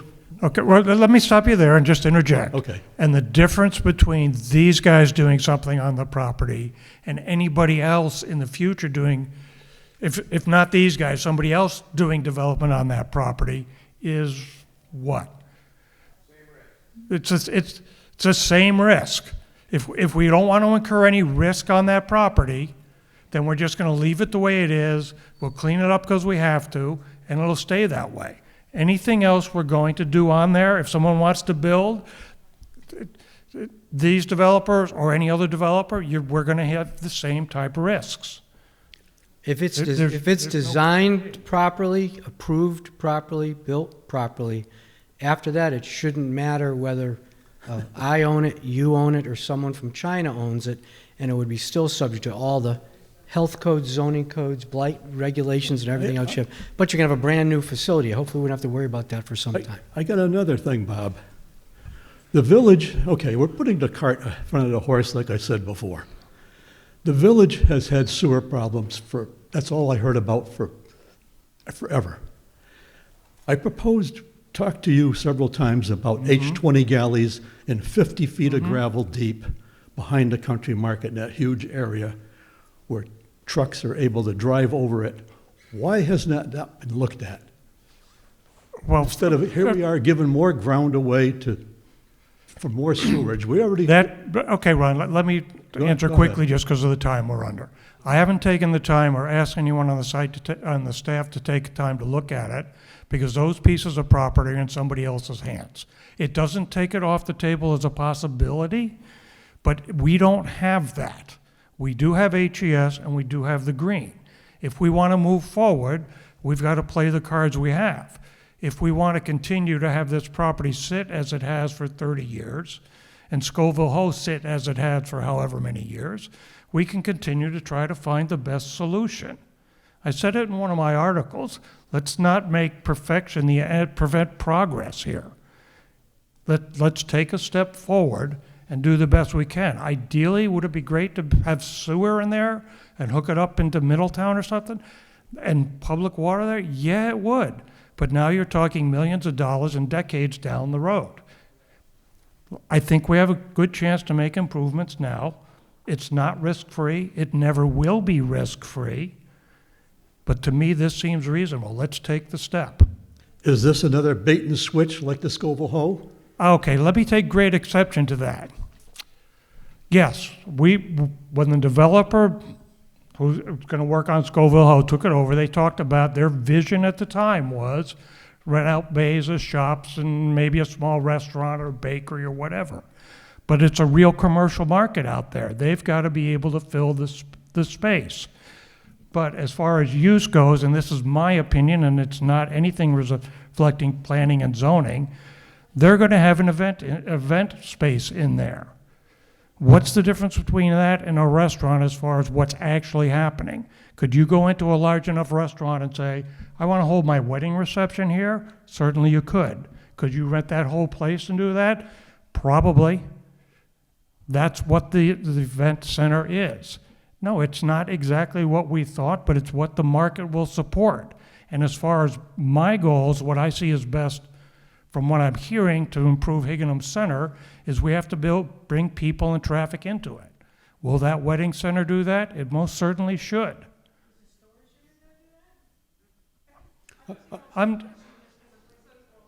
The storage unit in of itself, no, but will the apartments, will the flex commercial space? Okay, I don't want to get into an open conversation because we've got someone who's waiting for Christmas. Bob, I have another question. Sure. Probably for the developers here. I understand it's going to be 3 floors in the back. Is that correct? You're talking about the residential building? Yeah. Yes, 2 from the front, 3 from the back. Okay. At some point, will the town of Haddam need a ladder truck for the fire department to service all this stuff? Well, At $1.5 million bucks?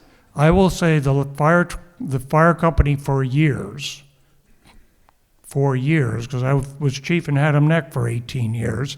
My very first meeting with the Board of Finance, some 20-some years ago, the Haddam Fire Department was trying to get a ladder truck. Well, they could use it actually on some of the residences we have, because you got a 2-story, you got a story-high attic on top of it, and you've got sloped grounds. So yeah, it wouldn't be a big stretch. But we also have them available nearby, and they come on mutual aid. So at some point, might we have a ladder truck here? We might. But it would be not just because of this development, but because of another number of, even the high school is tough to ladder in spots. Okay, Ron, that was your one. No, yep. I'm cutting you off, Ron, not because I don't like you. I love you. But you have somebody behind us. I'll be back to talk to you, Bob.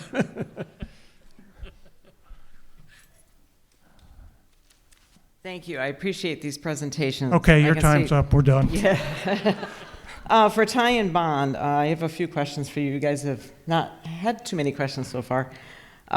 What is this ongoing testing? If I understood the slide correctly, there's a slide where you said between December 24 when the work has to start, and then by December of 30 it has to be completed, and there's testing that has to happen. Did I understand that correctly? Yeah, it would be really tailored to the development. There's some residual petroleum impacts from when the underground storage tanks leaked. So we'd have to just go back and, like, if we know he's going to put a building over that, we'd probably just try to define that area so we know where to dig that hotspot out so we could get our limits and then we could refine our costs. Another thing is there's ongoing groundwater monitoring. One thing the state requires is you have to sample groundwater for 4 consecutive quarters. So we're actually already done 3. We got to do 1 more. Okay. So that's some of the ongoing work. Okay, and so that testing would happen on the developer's dime or as part of the 1.5 that the brownfield is? Part of the 1.5. The brownfield 1.5? Yeah, the brownfield 1.5. Okay. And if the testing doesn't pass, what happens? Well, the site has been studied to death, so the Okay. testing is very well understood on the site. This is just to refine the final limits. I mean, GeoQuest did a lot of work on behalf of the Rossis. Ty and Bond prepared an opinion of probable costs. They prepared an opinion of probable costs. So everything is pretty well defined. There's really not going to be a huge unknown here. And ultimately, the goal is to leave most of it there with the capping. I understand. Okay, thank you. For the developers? So do you, in the other communities, do you still own what you developed or have you sold it? They own much of it. They have sold a couple facilities in East Hampton in the past year. That's the Theater Square project. And what's where the Irish Bar was? Lakeview Court they have sold, but the flex space buildings, they own those, and they are expanding them. They've expanded them significantly over time. They own the City Hall property, and they're developing that now, improving that now. They have several facilities within the city of Bristol, Connecticut, and in other places throughout the state. But there's also a negative pledge they can't sell it for 10 years. No, one of the conditions of the grant program is that a negative pledge not to sell the property for 10 years, which I wasn't aware of till just now, but that's another good for you guys. And John, to follow on, how long did you own Lakeview? It's the Lakeview, that's where Dublin is? Oh yeah, Lakeview. How long had you owned that? 30 years still. Yeah, 30 plus years. I just wanted to make sure the point is that you understood it's not a build it and wait a minimal time and flip it. And had great Irish beer, and now I can't get it cheaper anymore, so I'm very disappointed that they sold it. Okay, and then in terms of, you mentioned the tax revenue. So in all of your sites, you feel that from a rental perspective, you'll have it rented to cover all your expenses to be able to make your tax bills? Well, that's kind of a given. You hope, and well, we hope too, because it's our tax commercial money. with commercial property. Your assessors. It's what an arm's length seller, an arm's length buyer would pay for property that's measured in 2 ways: from comparable sales and typically from income generation. What does the property generate? What does it do? So the better we do, the better you do as a community. And you don't invest this kind of money unless you feel you're going to be successful. And they have been. I mean, I've represented them for probably 25 years now, good part of my career, and they've been successful. They've not been unsuccessful. They know what they're doing. And some of the things they've done, the flex space out in East Hampton, and I encourage you to go out and look at it before your referendum, was kind of a unique property. It's kind of a neat property. And I've had other clients who I've sent out there to look at it, and we're developing similar things in other towns based on John's model. And it's neat, and it was creative at the time, and it's creative now. I think it would be good for your community. And what's the square footage of the apartments? You said 21 apartments. What's the square footage? Approximately 1,000 square feet. 1,000? Okay, thank you. Thank you. Thank you. All right, everyone, again, thank you for coming. We're at the end of our time. Referendum is March 5th. It's a Tuesday, regular voting hours at your regular polling location.